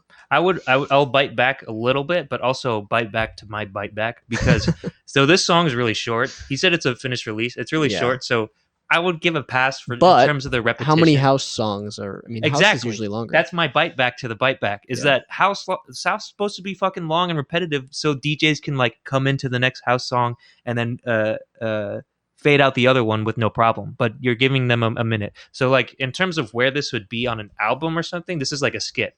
I feel like, and sure for me, like production wise, I thought the bass, like in terms of simplicity, I agree. But it's also just a minute. The biggest thing for me is we're saying, where's the movement? like typically with house, you have the boom, boom, boom, like kick drum that needs to be more full in this case. Same comments as before. But also there's a hi-hat line that you tried to put, which is a good tool, I think, in electronic music. A high frequency kind of rhythmic, and you had it swinging, but it was so quiet. It was quiet and it was buried. And so I want to hear that kind of more upfront. Just give this song a little bit more groove. But yeah, I think by far the biggest thing is we need the boom from the kick, man. We need the Yeah. boom from the bass. That's the biggest. If like going forward, if you take anything away from this, like please try to work on that. Yeah, and I mean, my personal opinion is it's best to bring in that boom in a way that's like has some drama to it. Yeah, You don't know, like I mean, that's what builds are for. Like, yeah, do like 4 to 8 bars of like a build up to your full boominess, like maximum. Like you can't take a minute 30 to finally get to the maximum boom that you're at. right? And then it's like I said, it's 50 to 40% of the way there. It needs to be boomier. Quicker. But I think you have a decent ear. Like this Yeah, doesn't I mean- sound like the sample choice is good. Everything sounds in tune. It Yeah, might be a little simple, but it sounds good. I So, feel again like these start off so well. I'm like the sample choice is great. I could see this going somewhere, and then it just doesn't go there. yeah, That's the biggest thing I think to work on here is just like bring some dimensionality into it. Like Mhm. bring some major variants, not just like subtle like variances on the individual sample that Yeah. are like hard to hear, yeah, but like have sections, have like some sort of sections, or just like lock in on a better repetition that carries more weight with it. Yeah. Because if that's what you're trying to go for with house and you're trying to move a room, you got to have some boom boom in there, yeah. as we've said. But I think that's the biggest tip for him to walk away with from me. Like I do agree with your variation, but as at odds said in the chat earlier, like house music is about like one loop Right, that of sounds course. really, really good, and you need to have that one loop sounding really good. So with here, it's not there yet, so it needs to be more boomy. Look into how to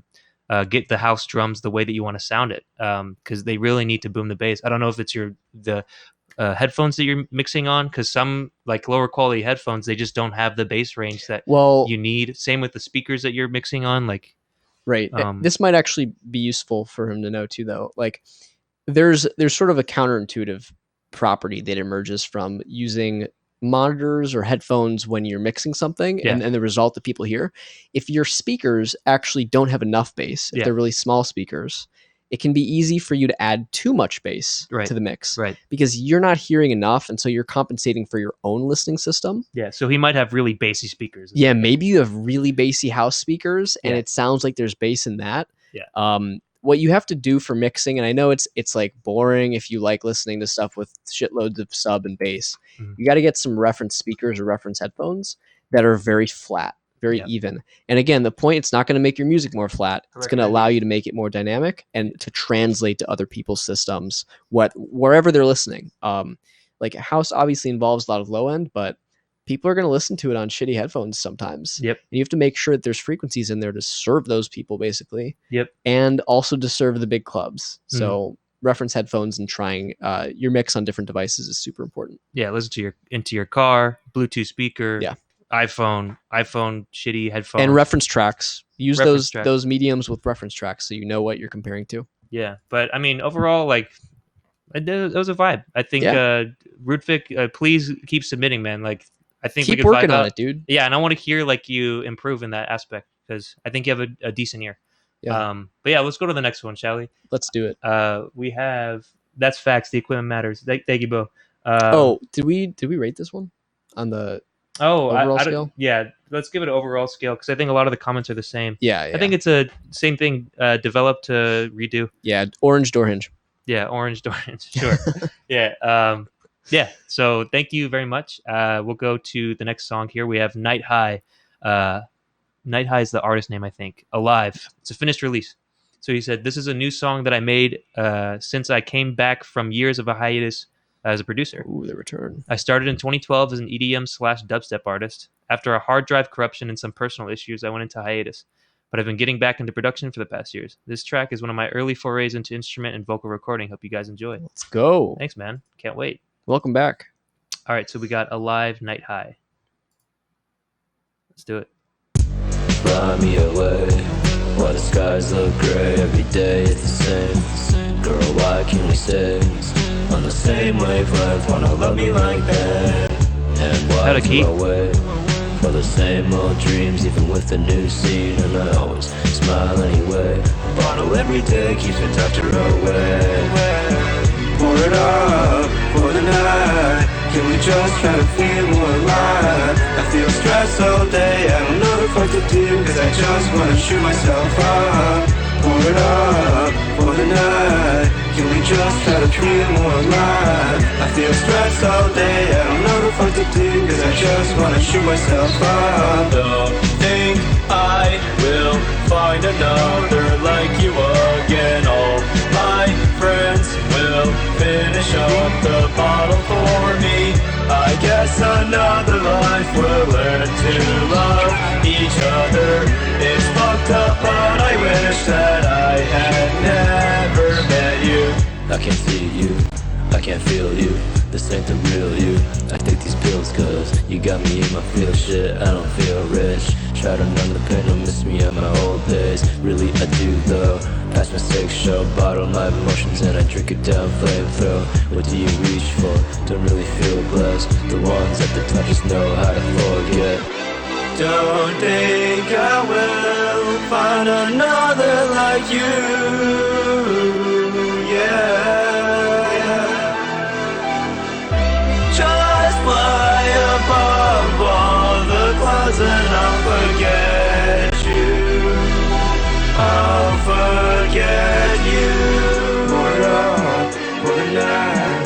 Can we just try to feel more alive? I feel stressed all day, I don't know the fuck to do, cause I just wanna shoot myself up. Pour it up for the night. Can we just try to feel more alive? I feel stressed all day, I don't know the fuck to do, cause I just wanna shoot myself up. Pour it up I like that vocoder. for the night. Can we just try to feel more alive? I feel stressed all day, I don't know the fuck to do, cause I just wanna shoot myself up.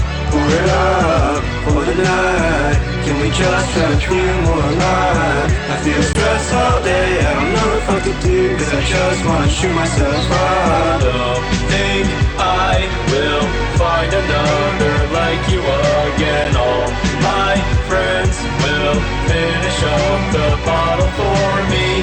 I guess another life will learn to love each other. It's fucked up, but I wish that I had never met you. Whoa. Okay, that was Alive Night High. Sorry, I got up because we had like a malfunction. My TV just like shut off. We've got some chats here. Oh, we got some chats. Some interesting comments. Let's see. We got I don't know what that emoji is, but Ada. Is It's it like a cat. Like, dude's got a decent voice, but it breaks a little as he goes up in octaves. This is pretty unique, though. I feel like a less emo, more death metal rap tone would make more sense for his voice, but I appreciate the ambition. It's a Ghost main tone of voice. Got the mini Daft Punk effects out there. Yeah. The first thing that I thought was I thought there was a lot of clashing. Yep. A lot of clashing frequency-wise same with thing. the where synth and his voice. Mid-range. Yeah, it's all mid-range. It's all clashing together, and we want to be able to, hear what you're singing about and like really like hear the voice that you have, which I do think it sounds decent. I think there might be some tone issues. I might be getting into detail. So overall vibe, I think it's like emo, almost emo hip hop, emo hyper pop kind of vibe, but not as like high octane. I don't know the terms of the lyrics. I wasn't there for the whole song, but it seems like a heartbreak kind of song. Is that Yeah. I mean, what you got from it? I think it was okay for a vibe. Yeah, I just have a lot of things to say as a vocalist. Like this is where I'm like ready to crack in because I think he does sound pretty decent in terms of voice, but there's some things I would change immediately. So I think vibes, I would say yellow to green. What do you think? yeah. I mean, I just think this is like it's pretty fucking cool. But Yeah. it could be really fucking cool. Yeah. And a lot of it, it's like honestly, some of it does come down to the other levels of like production and content. Yeah. That help to make it feel cooler. Yeah, exactly. Or like make the cool more easily digestible to people. Yeah. But yeah, I think that the style is really unique and interesting. But yeah, do you want to go into detail? Let's see. I just like this comment. Yeah, dude definitely has stood on a ledger too. I mean, he said he was going through personal problems, and like, we're glad that you're here today Dude. and you're here submitting. Like, we love that. Look, it's a style that the world needs. Okay, Yeah. I mean, for the vibe that It's where it's the trying to emotions come give, from. I'd give it yellow to green. I mean, Yeah. yeah. Yo, this guy good though. Like the lyrics are pretty concerning. But dude, I need that's to how you listen know it's closer to lyrics. that's how again. you know it's good. I wish I did. Comes from a real place. As someone that's been there, fetishing suicide seems kind of juvie. Yeah, it does seem, and I think See that. emo as a genre is kind of like that. It seems a little for the young folks, but I still kind But of like. the young folks got to have music to listen to too. Yeah, and honestly, like, okay, so in terms Great of, influence. I want to dive into vocal production right away. Go for it. But so content. Let me go to content. All right. Well, okay, so I mean, arrangement wise, I was gone for a little bit because I had to fix some technical stuff. Arrangement wise, I think it was okay. Like nothing stuck out to me as like this seems out of place in terms of frequency and stuff, which frequency balance and stuff like that, clashing, which I'll go into in production. I definitely have some tips.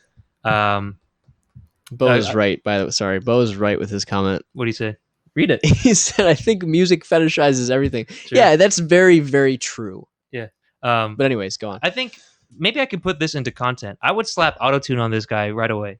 Like right away. I think, dude, it would work well with that. Yeah, I think you like turn the retune speed all the way up. So in the beginning, I heard what is it? I heard some tone issues, some tuning issues between the clashing synth and the vocal that you're trying to deliver. Yeah. So I mean, beautiful thing about autotune is even if you're off a little bit, it'll correct you to a good note or a unique sounding note, and it'll all be in key, and it'll sound really good, and it'll kind of maintain the emotion that you have. So like sometimes when you're doing this super emotive emo stuff, whatever, what does emo stand for? Emotional. Yeah, emotional. There you go. Like you have a tendency to fall off pitch, but I mean, the beautiful thing about autotune is you slap that on and it sounds fucking good. Well, let me add one asterisk to that. Is Yeah. like I know a lot of the people that I know who choose not to use autotune. It's because there's like a moral reason. Like Fuck I off. don't want to right, which like is total bullshit because all the music that you probably like has some element of that on it, unless Yeah. it's super super underground or whatever, and maybe the vocalists are just really damn good. Yeah. But it's not even like there's different ways to use autotune or tuning. I almost don't even want to use the word autotune because Yeah. like if you're going for the stepped thing, which I think could work well with this, Yeah. then that's definitely you could just use straight up autotune for that. Yeah. But if there's little issues with just like, oh, that one note is a little bit off, just use a little bit of pitch correction. Like the point here isn't to be saints. The point here is to make music that's the most enjoyable for people to listen to. Yeah. So just do it. Yeah. But anyways, So I've been listening to some hyperbop shit, some emo hip hop, like new wave kind of. I don't even know what to call it. But one artist that he kind of reminded me of, if I stripped away all the autotune, he kind of sounds like Midwest. Midwxt. Akil, if you know him, let me know what you think. But I think if you slapped some like pretty strong autotune on this, I think it would sound pretty good. Like that whole wave has lyrics that are pretty juvie, pretty abrasive, pretty emotional, and they have the still same kind of vibe. I think it would work really well here. If I was your producer, I would slap some autotune on it for sure. I think it would fix your tone corrections too. And me, I've been dabbling in autotune, and like for this kind of genre, you almost don't want to sing perfect because if you do sing perfect, there's no like motion that the autotune gets. Like you don't really hear that robotic like weird shit that I honestly love with these types of songs. So I really would want to experiment with throwing some autotune on your voice. Yeah, in terms of let's see, I kind of rambled. Josh, what do you think? I'm stuck on vocals, so like, do you have anything on instrumental? no, I mean, the clashing is the biggest issue for sure. Between the vocals? I mean, between a lot of things, not just the vocals. Like the vocals happen to also partly live in that space, that mid-range space. But there's a lot of mid-range buildup, and usually the culprit for that is just that your speakers or your room are not showing you that frequency range adequately. That's super, super common. If you look at like frequency response graphs of a lot of popular monitors, even like KRK Rokits or whatever, or even some of the Yamahas, although those are very good. Like that was my first set of monitors and there's really nothing wrong with them. But just be aware that there could be holes, they're not completely flat, of where there's a little bit of mid-range missing. That is where it's very easy for buildup to happen. Yep. And so it's just a matter again of checking against different systems and stuff. Mhm. Or maybe it does come through on your speakers, but just being aware of it, and then helping things not clash with each other in that area. That's Okay. my main production comment. But yeah, vocals, same thing. I think they could just be sort of like either like fit to the style a little bit better, just made a little bit more like clean, and I think the auto tune can help with that.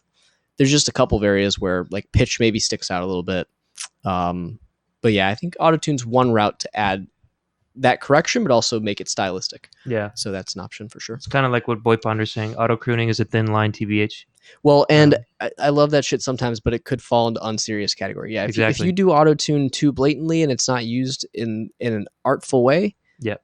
It's a tool, but it's also an art. So Yeah. make sure that you're doing it in a way that sounds good.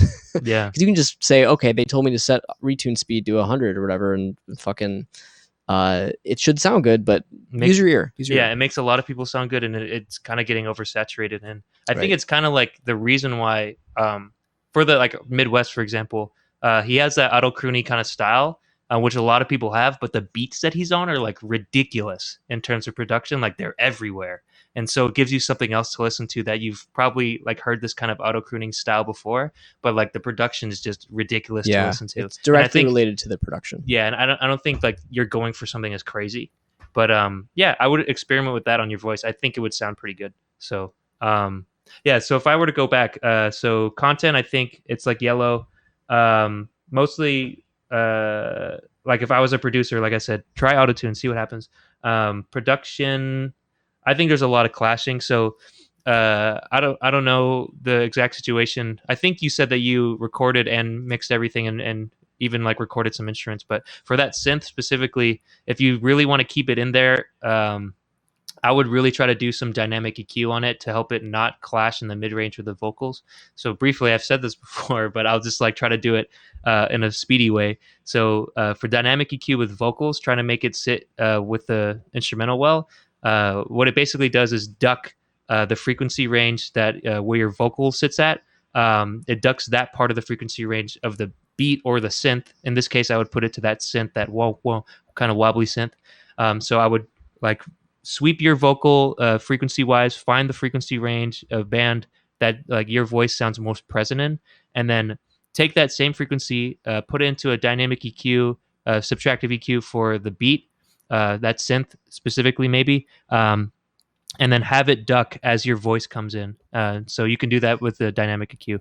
Yeah. I think that's a tip that I would say. I mean, That's in-depth. ducking's one way to do it, but I feel like it can also sort of subvert the actual issue. Like if Yeah. your problem is Composition's like step one. yeah, no, but if your issue is specifically frequency clashing, you should address it with EQ first. And especially if it's in a frequency range where there's a lot of shit clashing. Mm. It So won't, you're saying like just straight static EQ? yeah, like I Yeah. don't think it's not just the vocal clashing. It's instruments clashing with each other that also happen to be clashing with the vocal. It's like a multi-way car crash. Yeah. So like you need to like move those cars out of the way of each other, not just put a big airbag in front of one of the cars. Yeah, you That's true. definitely need to go in and one tip for that, for making it a little easier in identifying which ones are clashing, try muting one track at a time, like just each one separately, and seeing when it feels like some of that goes away. That's probably going to be easier than going in and trying to sweep each track. Damn, bro, breaking That's my mic a back fucking there. rookie mistake. Yeah. It's going to be easier than sweeping with EQ through each track. Just go and mute one track on a system where you can actually hear the vocal clashing or the mid-range clash, and then see which one it is, and then go into that and find the frequency and lower it, and do that, repeat until you don't have more clashing. Bro, I think I could learn from that. I think I'm mixing a song right now over a beat that like was made to be an instrumental. Yeah. So like its mid ranges are heavy, and I've been trying to dynamic EQ it. Right. Maybe the way is to static EQ. Well, yeah. I mean, it's probably both. Like Probably both. Yeah. But yeah, that's also like depending on if you're just dealing with one beat, where you can only possibly have one clash between if you have a vocal on top of it and the beat, versus if you have a bunch of tracks or stems or whatever, there can be clash between the separate stems or tracks. So cool. I think overall vibe for me, it's a yellow. What do you think? yeah, man, I think it's a cool vibe. Or not vibe, sorry. Overall track. 'Cause Overall I would develop it. Yeah, overall track. I don't know if I went through the other ones. I think content would be content to chartreuse. I don't have any specific problems with it. I would probably want to go back and listen to the lyrics again. Yeah. And maybe suggest like trying to make sure that you have some sort of like hookiness or like a lot of the best lyrics out there in any genre are ones where they sort of lines connect to each other and there's sort of like a smartness about the way that they do. You know, like one line will set up like sort of a punchline almost. And then the one after it sort of ties things together in a way that's like insightful or a different way of thinking about the situation or, you know, a different way of saying things that have been said before, which is what music is most of the time. Yep. So maybe just look at the lyrics and try to make them like especially interesting and smart rather than just purely expressing what you think. Saying what you think in an interesting way is what makes really, really good, cool lyrics. Especially when you're talking about, you know, being sad. Yeah. That's like a really good case, actually. There's a lot of songs out there that are about being sad, but the songs themselves don't make the listener feel sad. They make them like sort of relate to it, but also bring it into a different light or different context. Sometimes. So that's just a thought with that. And then production, yeah, it's a yellow. There's just stuff to work on there with frequencies and vocal mixing and stuff like that. Vocal production. Cool. And then overall, I would give it a again like a yellow or maybe slightly leaning towards green. Probably a yellow. Okay. There's some stuff that needs to be developed. Maybe a couple things that could be redone. So it's a yellow. Cool. Well, there you go. Thank you very much for submitting Night High. Definitely want to hear what you work on next. Especially, man, I hate like throw some autotune on it, see what happens. That's what I want to hear on your voice. But okay, we got Castle Finn Buried Treasure. This is the last one on our queue, but I think it'd be nice to try to get At Odds. What do you think? Because At Odds was in the chat. If he's still there, let us know. Does he have another one? At Odds. Oh, that was submitted during after the that. stream. Well, let's do Castle Finn first. Yeah, let's do them in order. Yeah, so that's what I mean. So we have Castle Finn Buried Treasure. It's a finished release. There's no description to it. But yeah, let's listen to it. Here we go.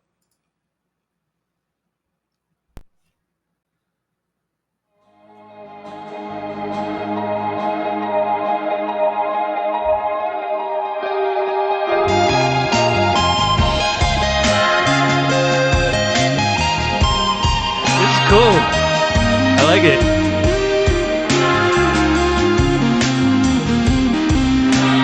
It's like washy. Nice. I feel like floating, dude. Yeah.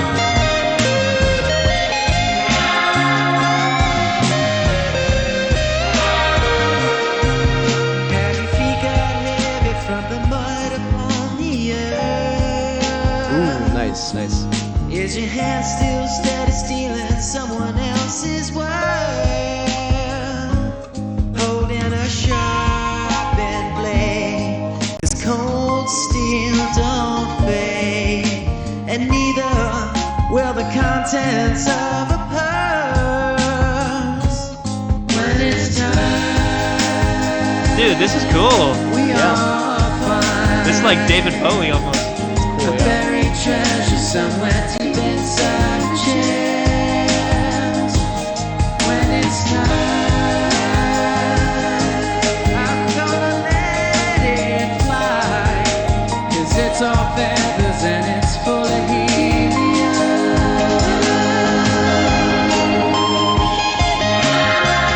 Dude. I'm gonna step It'll float away. inside, step inside. Put that knife away in the sheet. It gets stuck right there in the honey. Chris, you want to turn it down just slightly? Taste it and your tongue might bleed. It ain't ready when it's over running.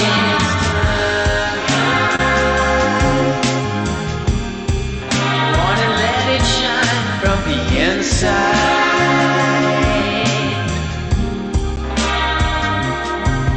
Do you keep on rolling with the moss growing on your stone? And if there's no wind blowing, do your sails just cast a shadow?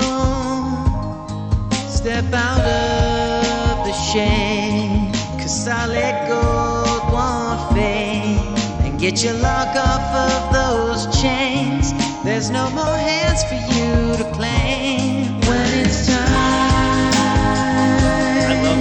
we all find a buried treasure somewhere deep inside a chest.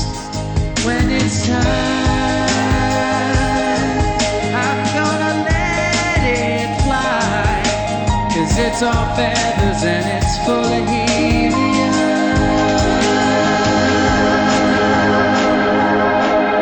Put that number in the sheet.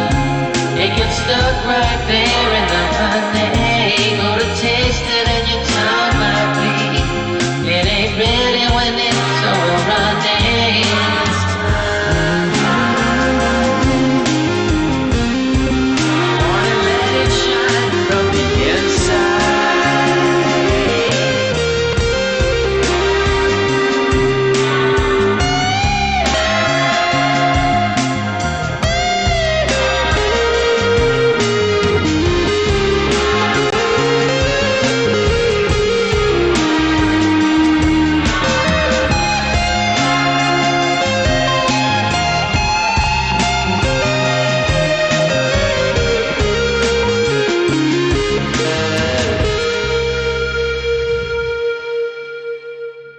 Bro, that was fucking dude. Honestly, like there, I feel like for me that's a purple really.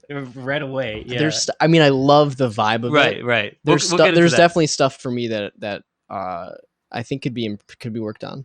Yeah, But yeah, I mean, I love man. let's just see. Hold on. Out of curiosity, how far is odds down the line? Oh, you're next. If you do get to round, it's not. We cool have either two. way. I think we got two more. We got two more. Oh Sheesh. no. Never mind. A plus AF. This is Brazy. This song is a throwback. Very, very dope. Transition to funk. This has Earth, Wind, and Fire feel to it. I can feel that. I felt like David Bowie Yeah. type shit. Yeah, sure. I think there's some stuff that I might change, but for me, I thought it was subjective. But yeah. So for vibes, I thought it was like, space time. Fucking. I'm on a spaceship. It's ground control to Major Tom type vibe. It almost gives me like Oasis or like the Verve vibes. Yeah, that's true. Just that spacey, like ambient, really type shit. Vibes, I think, is a green for me. Oh yeah. What do you think? Absolutely. Vibes is definitely a green. Yeah. Super cool. That's great. That was a great job. That's sick. What's next? Content. It was rich, man. Mm-hmm. It was rich. Well, you did a great job of establishing atmosphere with everything that was going on, and there was a lot going on. But it felt like it gelled really well to me. Like that's kind of like a contrast from a song that we had earlier, A Trip, where it was like there's a lot going on, but Yeah, it didn't gel together. Yeah. I think this gelled together beautifully. Like I kept doing this. I felt like I was Yeah, like that's the floating, feeling. man. Like it was That's cool. the feeling. The lyrical content, it made me listen for the lyrics, and I didn't find anything terrible. It's hard to say lyrical content on the first pass unless it's just bars and punchlines, but there's like a nice imagery talking about like you want to go life living with moss on your stone or something, like some nice unique kind of Yeah. lyrics. Like Yeah, that's awesome. I don't know what that fucking means. I think it but- fits really well with the whole feel and, Yeah. and the vibe. yeah, Sort of zenness. so I think content, it's green for me. Production, I don't know. I think you might have something to say about guitars, but Not as much guitars. Really? The guitars sounded good. for me personally, I couldn't really find anything wrong with it. I think stylistically, I thought vocals, I was just like, oh, this might be a little nasally when it first came in for my taste. But then, it really grew on me. I have the kind of same reaction with David Bowie. I think David Bowie's lyrics, or not lyrics, Yeah, his like performance are like really weird, They but are. they grow on you. And I thought this was awesome. I think it's a green. Josh, what do you think? Yeah, I want to listen to it again also, but there's something. I'll add this to my library. Yeah, Just to definitely. let you see that. Definitely. Support the artist, man. Yes. Add this shit to your Everybody library. add this shit. There's something, I don't know if I can, it's hard to put my finger on. There's something like again, the vibe is so there. It's so like, I don't know. Mhm. It brings a smile to my face. Mhm. I like that a lot. And the lyrics go well with it. The content's great. There's no like, the song doesn't need to be any shorter. It's probably the perfect length. Yeah. All that stuff is great. there's just something with. I actually thought in the way that things gelled. Hmm. It's very like having that kind of vibe makes things feel like they're very gelled and cohesive with that like that wash thing. I almost wanted that wash to be a little more dynamic. Hmm. Like I felt like that guitar strummer was like super compressed, limited or something to where it didn't have a whole lot of dynamic range Mhm. for me. And I feel like that could really, really open up the track Hmm. if there was a little bit more dynamic range or maybe a little bit of stereo movement on that or something when it opens up Hmm. that strum. I think They're it's like, yeah, like because I've heard things like it, and I know that it can be really, really amazing. Hmm. It's really cool right now, but it can be really fucking great Hmm. if you just do a couple of things with like adding a little bit more sparkle to it, and a little more dynamic range, and maybe like a ducked reverb or something to where there's like a pre-delay on the reverb, and then it sort of comes in on the sides. I felt that that effect, like where the ambience kind of built in. Right, I right. felt that at some points in the track. Yeah, definitely. Um, That's why I think I feel like I want like more of that sort of, Hmm. or to be a little bit more clear. And I don't know, there were just a couple of points when it felt like there were, um, it maybe I don't know, like I don't want to say in the performances, but certain points where it felt like it could be a little more focused or something. Hmm. Maybe that's not even the right word. It's something that I'm having trouble putting my finger on. But there's just a couple of points when it feels like maybe there's a track or an instrument part that like wasn't really paying attention at some point or something. And it Hmm. sort of drifts a little bit outside of like what it's trying to do. Mhm.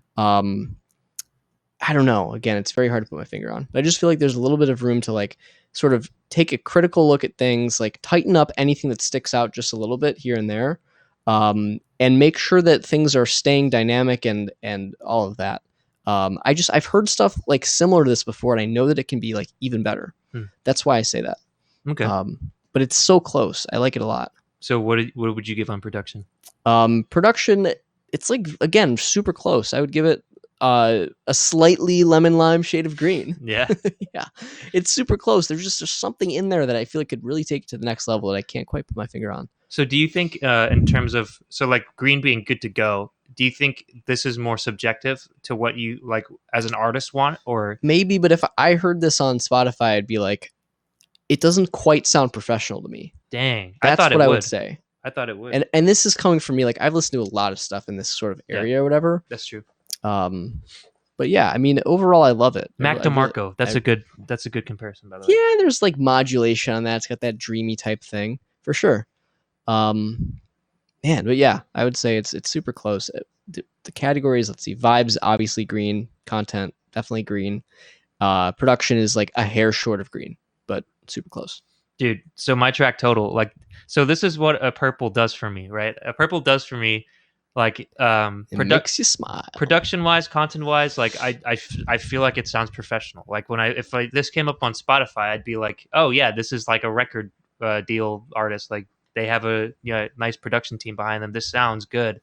And then once you're past that hurdle, like, so that's like what a green is to me. Like, oh, if I was a producer, I wouldn't really have much to change, other than maybe I would do something slightly differently. I don't know. But what makes it a purple for me is like it just has something to it that makes me vibe out like I just did. Like I was like floating, man. Yeah. So for me, I think it's a purple. I would add it. I added it to my library. I personally would add it, but this is a 2-man show. So Josh. Right. I mean, look, it's also hard because I use a different interface on the normal than you do. Yeah. And normally when I listen, so I also have Focusrite, right? It's Focusrite Sapphire or whatever. Sure. Which is a couple generations older and uses different preamps, and it's Firewire. Okay. When I listen to stuff through the Focusrite My bullshit. Scarlets, yeah, I think there's a difference in the headphone amps. I Huh. really do, to where there's less dynamic range, and you can look up the specs and compare to other, UID interfaces or even Persona stuff. And I just, it might even just be a listening difference for me, or the fact that we're using a splitter and big extension cables and stuff. Yep. But it could be that because things do sound a little bit different than when I normally listen with these headphones. Mhm. And I don't know, like, I mean, Bo is over here saying he thinks it sounded professional. Boy Ponders saying that I'm hating. John's just hating. Guys, it's because I want to make sure that people have the best thing they possibly can. It's not that I don't like it. Well, I and love like it. a purple is a purple. Like it's subjective. Like that's the hard thing about our final rating is that like a green song is gonna sound pretty professional to most people. I would Right. say the purple is what takes it to the next level, and sometimes we disagree. Like this for me, it's Well, an obvious purple. I but don't know it's where usually Josh a is. combination of things. Like if we were to put production aside, it's a purple. Yeah. Totally a purple. Mhm. But there's just a couple of things that I can hear where it's like it doesn't sound that extremely like not. There's just certain elements that sound like giveaways of Yeah. like this is not a professionally produced thing. There's something in there that's hard to put my finger on that I can hear. And maybe I'm just crazy. That's fine. But I don't want to disrespect the wishes of the people on the stream. And Bo has a lot of experience with this. He Okay. says it sounds professional to him. Although, So you're personally at green. yeah, Okay, so I'm at purple. You're at green. Would we add this to the playlist? I'm going to feel bad if we don't, because also these guys are local and Yeah. we've had them on Punchline events too, on my student organization production company stuff. Yeah. And I love the vibe of it. I'm going to add it to my playlist. Okay. So this is with the asterisk of I think that there's room to make your stuff even better in the future. Yeah. Not to say it's not great now, but it'll be a purple for me. So congratulations. Castle Finn, baby, we got a top tier And keep it up. Don't get complacent because I know you guys can make great stuff. That's crazy, man. I really did enjoy that. That was Yeah, awesome. I love that glad- vibe. I'll listen to it again after this. I'm glad. Sorry, I pressured you a little bit, Josh. but man, I want this. No, on the playlist. I just like honestly, Let's go, boy. Bond. yeah, it's tough when you're listening on a system you're not entirely used to. Bro, we want you to be honest though. Like everybody teasing aside, like Sure. couldn't do this show without you, and Right. you give a lot more perspective, especially on instrumentation. Oh, well, I try. than I do. Like fuck, man. All I do is record It- vocals. you know, sometimes it is hard too when you listen to something for the first time and you want to get more, like you want to get to know it a little bit better. Hmm. Although that would take a lot of time on the stream, so we don't listen to things more than once. Yeah, we already taken a lot of time this stream. We do have just one more though. Is Yeah, that correct? let's do it. All right, so I'm gonna have to find it on Drive, unfortunately. Let's see. This might take a fucking while. I could So- read you the URL. Just kidding. No. Is there a description? Let's see. Can you, if you read it, description while I pull it up, that'd be awesome. Oh, this is weird. Okay. It's from At Odds, right? Is At Odds Josiah Taylor? Oh, I don't know. At Odds, is that you? Oh, duh. Yeah, it is. Your artist name is the at symbol odds. Oh, okay. Do Do you have a description? yeah. So, oh no, sorry, no description. No description. Give us a description in the chat. Yeah, real quick. Okay, hold on. So I think he's 30 out of 30, if that's the way it goes. Josiah Taylor, At Odds. Okay, where's your link? Sorry about this, people. I think we got it. Okay. Is this a work in progress? It's on SoundCloud. Let's see. Shout out to At Odds, finding us on Twitch and submitting in time. Hip hop and rap. There we go. Let's go. Is it playing? Okay. So I don't think there's any description. It looks like it's public, so I guess we'll treat it as a finished release. That is me. Here he goes. Oh man, here comes the downfall, making comments and being okay. I'm not gonna read it. I'm not gonna let it bias. All right, ready? Ra, R-A, odds, At Odds. Let's go.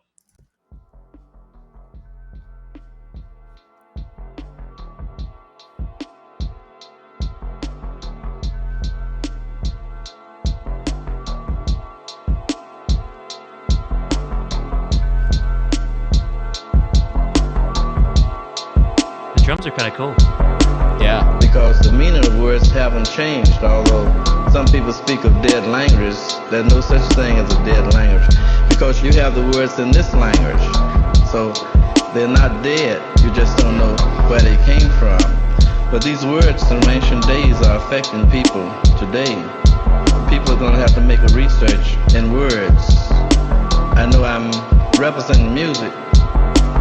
Raw, what a sunny day. Pick apart the cosmic play, make a getaway, that'll do. Who knew you grew to flew to new pew? You knew knowing, sowing, growing through glowing, showing.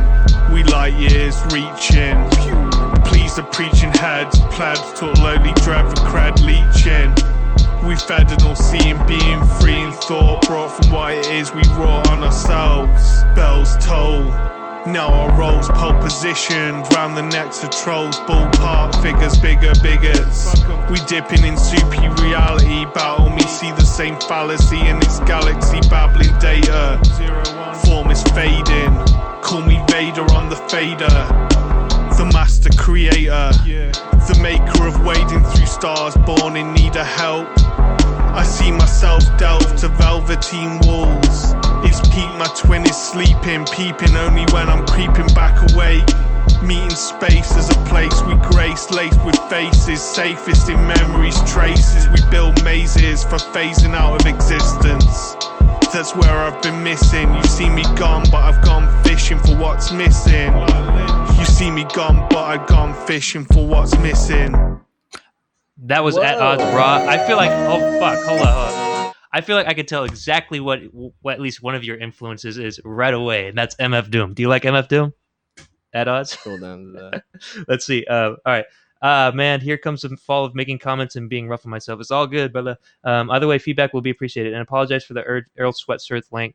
Oh yeah, Earl Sweatshirt would definitely be up there with your influences, I think. Josh is so articulate, you gotta love it. Yeah, y'all going super depth with just hella dope. That is me. That shit whack. Ramble raps. Trying to be smarter than the classroom. Yeah, I do, of course.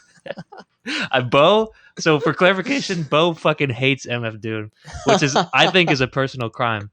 That's funny. But there was a reason why I could tell right away. Like me and Bo probably had the same wavelength. Like this is kind of like MF Doom kind of shit. And what I mean by that specifically is that MF Doom. He like rhyme. He has a tendency to rhyme every single fucking word of every single bar, and sometimes it doesn't make sense, and you don't know what you're listening to, and that's the kind of conclusion that I've made with this as well.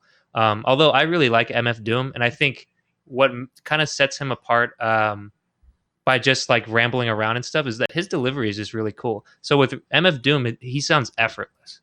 Like he's just like, like he's like just rambling off shit that might or might not make sense, and his delivery is like almost kind of like it changes a lot. He's like he's talking on the beat. It's like so effortless, and he changes it up a lot in terms of flow. And I think in terms of what you're doing at Odds, like I feel that you might be trying to force a lot of the words to rhyme, and then you get like kind of cool rhyme schemes that happen there that are really complex, but you kind of subtract from the meaning and clarity of the song. Like I don't know what the song was about, quite frankly. And I think just work on your delivery to make it sound a little bit more effortless. Like it sounds like you're trying to put more effort into flow, and it sounds really consistent. Like it doesn't change a lot. And so for me, I would like to hear that difference, because if I can't understand the lyrics right away, what I'm listening for next is flow. To be honest, like in rap, I kind of listen for flow first, flow and voice. So if it's not cutting it for me, then I'll look at lyrics. But here, it's just like I would like to see a lot more variety. And yeah, I think instrumental wise, I think it was I like the drums. They were kind of stripped. Everything was kind of stripped back. I think Earl Sweatshirt, that makes a lot of sense when you said Earl Sweatshirt. Kind of reminded me of that. The vibe was kind of grimy. I think the vocal sample in the beginning was a little bit long. Yeah, I don't know. My overall vibe, I guess, would be like MF Doomy. And I think it's like yellow to green. What do you think, Josh? Yeah, I mean, I agree with all the stuff about delivery and flow. I think just like so often, I think it's one of the harder things to do, actually, regardless of what genre you're in, is like just sounding like you're comfortable in your delivery, comfortable in your skin, and I hear vocals in like rock stuff. I hear vocals and everything where like, I mean, obviously people are trying to emulate their influences, but without the knowledge that you don't sound like your influences, because you're not the same person. And a lot of that is people trying to force themselves into the sort of style of somebody else's delivery, which comes across as like sort of like you're uncomfortable in your own delivery. And it's often just the way it manifests itself. It feels a little bit stilted. You definitely need to like try to loosen up a little bit in your delivery. That's yeah. Same think thing that's as great advice. some other comments before, like have more fun with it. You don't need to sound exactly like your influences. Like record yourself and then listen to it and try to listen to it from an outside perspective Yeah. and identify how you can experiment with doing things slightly differently and achieving your sound. That I think is the most important thing. But yeah, also with just some of the flow stuff and just some of the rhyming stuff, like yeah, there were a few points when it felt like some of the rhymes were just for the point of rhyming. And that's something where I feel like is a little bit it at least comes across as sort of amateurish. Yeah. Like They're and like have you listened to MF Doom? no, He's kind of like that. Yeah. But like, which is okay to a certain extent. But yeah, there's other things personally why I like that kind of style. Where I think it works. Earl Sweatshirt's almost the same, but I think Earl Sweatshirt is a little more cerebral with his lyrics. Like his lyrics, I feel like make a little bit more sense. But again, his delivery's like super grimy, and he talks like this, and he's doing it. Like, it's like you could tell he's like comfortable in his skin. I think that was a great point. He's in his element. He's doing, we could just sense that you weren't as comfortable. At least that's what we got from the vocal and that's delivery. expected. Like everybody starts from the point of trying to emulate who they want to sound like and sort of and not quite achieving it. But eventually you learn like, okay, you can take influences from your heroes, whatever, and turn it into something that works really well with your vocal cords and your delivery style and the way your speech mannerisms and all of that stuff.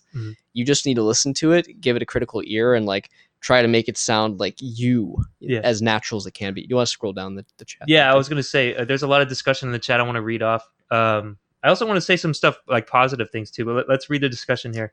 Let's see. Death for the Doom, maybe a bit too much Rhyme Zone. Rhyme Zone is like a website that looks up rhyme stuff. I didn't use Rhyme Zone, dude. No, I'm just playing, bro. That facts about MF Doom just sounds ridiculous to me. It just felt really random. That's fair. Honestly, yeah, the right delivery flow, you could pull out that stuff really well. Yeah. He does that a good sounding voice. Delivery content fell flat for me. Yeah, I think he has I think so. At odds, we're fucking biting into you. But honestly, it's because it's like at the next level of critique, because I think the fundamentals that you have, like you're in time, which is essential when you're starting out with rapping. Like you need to be in time, and you need to, for the most part, rhyme really well. And I think you're doing, you have the basics down. But when it comes to the next level of, feeling comfortable in your skin, feeling comfortable doing a certain delivery, that's something that you just need to practice and keep making more songs and keep practicing until it's effortless. Like that's the only thing. Let's see what else we got. That and like the chat is predominantly into hip hop. So yeah, see, Bo doesn't like Earl Sweatshirt. I'm a huge Earl and Doom fan. Same way. But the thing with them is they're like, MF Doom is like, he'll say like flippy skippy doobie dabba da boo boo ba. Like he sounds like he's having fun with it, And like if you're trying really hard, you don't have that like what is it, whimsical it's just attitude sort of to a stiffness. Earl Sweatshirt sounds like he's gonna murder somebody, but like he has that intensity, Yeah. It's like intensity, energy. It's like there's like a authenticity. Yeah, there's like an uncanny valley that you can get stuck in if it's not like laid back enough and like effortless enough, or if it's not like fucking edgy and grimy enough. Then you just land in the middle. Dude, first fucking step. Try getting a little looser with it. Like don't try to like then force yourself even more to sound a certain way because you're like, oh, I need to change. Yeah, Cheetos, Fritos, Doritos. That's a line from yeah. MF Doom. But yeah, sorry. Well, that one makes sense because they're fucking rhymes and they all are in the same like category versus like bricks, hicks, and fricks. Like that's a rhyme that actually makes sense. Yeah, it's related versus just like choosing words that rhyme and it's like, oh, that's like a very common word to use or whatever. But yeah. That was we kind of went out of format here, but I think we did that because the discussion was going on, and you've been with us all show, bro. Yeah, thank you very much. But again, it's not like we're gonna go into the critiques because that's the areas for improvement. Like we try to, sometimes we forget to, but we try to like say the nice shit too, and it's sort of a given. Like if we're not talking about something or whatever, it means there's no issues with it, and it's good. Yeah. And I was gonna also add like on the production discussion. Yeah. Overall, I felt like the production was fine. I thought it was pretty solid. Yeah, too. It was very solid. The one thing I noticed, I could sort of hear the mic thing. Whereas like, there's like a little bit of a quality, like a home studio quality of like, I'm still trying to get over that shit. It could just be the mic, or it could be getting too close to the mic. Yeah. Which with condensers especially is very, very common. People feel your ear when things get louder. Your ear says that sounds better, even though tonally it doesn't. Yeah, If look you at were this home studio shit, bro. Yeah. Don't worry, I'm in the same fucking boat. If you were to equalize the volumes of a recording when you're like too close to the mic versus a couple inches farther, the one where you're a couple inches farther, as long as it's that right distance, will sound more tonally balanced. That's called proximity effect, right? It's partly proximity effect, but it's just like the spectrum of frequencies that you pick up at different distances varies across the board. Mm. And usually you want to be not super duper close to the condenser Yeah. to get the right sound. That's okay. So we kind of went out of order, or we went everywhere. But if we're going by our traffic light system, the vibes, I would say, I think it's yellow to green. Like it's there. I think you know, I immediately knew what vibe you're going for. MF Doom, Earl Sweatshirt. Like the beat was like that. Your lyrics style was like that. It was clear what you're trying to do. But I just think, you know, a little more confidence, a little more, you know, loosen up, be yourself more. I think it would be, you know, just short of that green. Content, I think it's a yellow. Mostly if we're talking lyrics and flow here. I think, you know, just practice it until it becomes effortless, until you like really know what you want to do with it. If you want to go more laid back, or if you want to be real fucking edgy and just on it, just try to keep practicing until you're out of that uncanny valley of, you know, in between and being unsure. Just I think confidence comes with practice. And production, I thought it was solid at that. I think it's a green. So what would you do for your stoplights? I'm giving it yellow develop for basically everything. Yellow develop. Yeah. That's a rhyme. Yeah, Look at that. I know. Yeah, it's one that makes sense, sort of Yeah. ish, sort of. Yeah. Yellow Emphasis on develop sort for the of. fella in the chat. Exactly. Right. He's got it. But yeah, I mean, I would say like the vibes are on the way. It's just like there's a couple of things that can be worked on to make it really hit. Same for content, like we talked about with some of the writing rhyme schemes, just making it feel a little bit more authentic or natural or whatever you want to call it. Mhm. And similarly for production, there's just like maybe a couple of things with vocal tweaks, vocal mixing or whatever that could be improved. Yes, that's true. I'll scale back to a green yellow because yeah, I hear what you're saying. Sure. And it's one of those things again where it's like the trickiest part when you're using if you're using a beat is making the vocal not sound like it's a separate thing just layered on top of a beat. Yep. They got to sound like they're part of the same song. Yep. So yeah. Then do we want to do our overall? Yeah, overall, I think it's yellow. Yellow Yeah. develop for the fella in the Yellow chat. develop. But thank Exactly. you very much for submitting. And bro, I want to hear more. And dude, your feedback was super good in the Yeah, chat. you should join us. Yeah, man. Like fuck, we really enjoyed that. Come back next week. Yeah, like I think we were kind of on the same wavelength of what we heard. I think you have a good ear. Yeah. And I can't wait to hear you develop. But yeah, that's cool. I think that's the rest. That's our show, man. I think we're good. That is our show. Thank you everybody for chilling with us, Guys, talking with us in the chat. Join our fucking Discord. Yeah. Oh yeah, we have a Discord. Join our that Discord. We're trying to do. We're also, by the way, I didn't mention this before. We're probably going to add some perks to joining the Discord. Yeah, we don't to know what the where- fuck we're doing with Discord yet, dude. But we have a couple of ideas, Yeah. but I mean, there'll probably be some incentives like now with the stream related stuff and or with joining the platform that we're developing to help you guys make music, which we can go into more later. Yeah. If you follow us, you'll find out about all that. But Yeah. yeah, follow us on Instagram, FastTrack Music. all that shit. It's on the overlay, so that stuff's right there. Yeah, tell your friends if you Yeah. have artist friends. And the link to the Discord is in our link tree on our Instagram. So yeah, join that shit, talk to each other, have a fun time. Our It submission link doesn't change, so send it to your artist friends. Yes, and have your artist friends send us music every week. And send more. Send us more. Yeah. Yeah, We'd send love us to hear your it. works in progress, finished release if you want, stuff like that. Well, I'm really interested to see like a progression from like when we give feedback, see if it helps. Who knows? Maybe it hinders, but like we'd like to see how that changes, you know. So if you have any works in progress, especially, that'd be really cool to experiment with. Yep. I think most of the submissions today were finished releases, but hey, we do those too. Yeah. Works but yeah. in progress, even if you're not proud of them yet. Yeah, dude. Help us help you. Yeah, exactly. Appreciate it. Love you guys. Happy Friday. And we'll talk to you later. Have a great weekend. Have a great weekend. Peace, peace.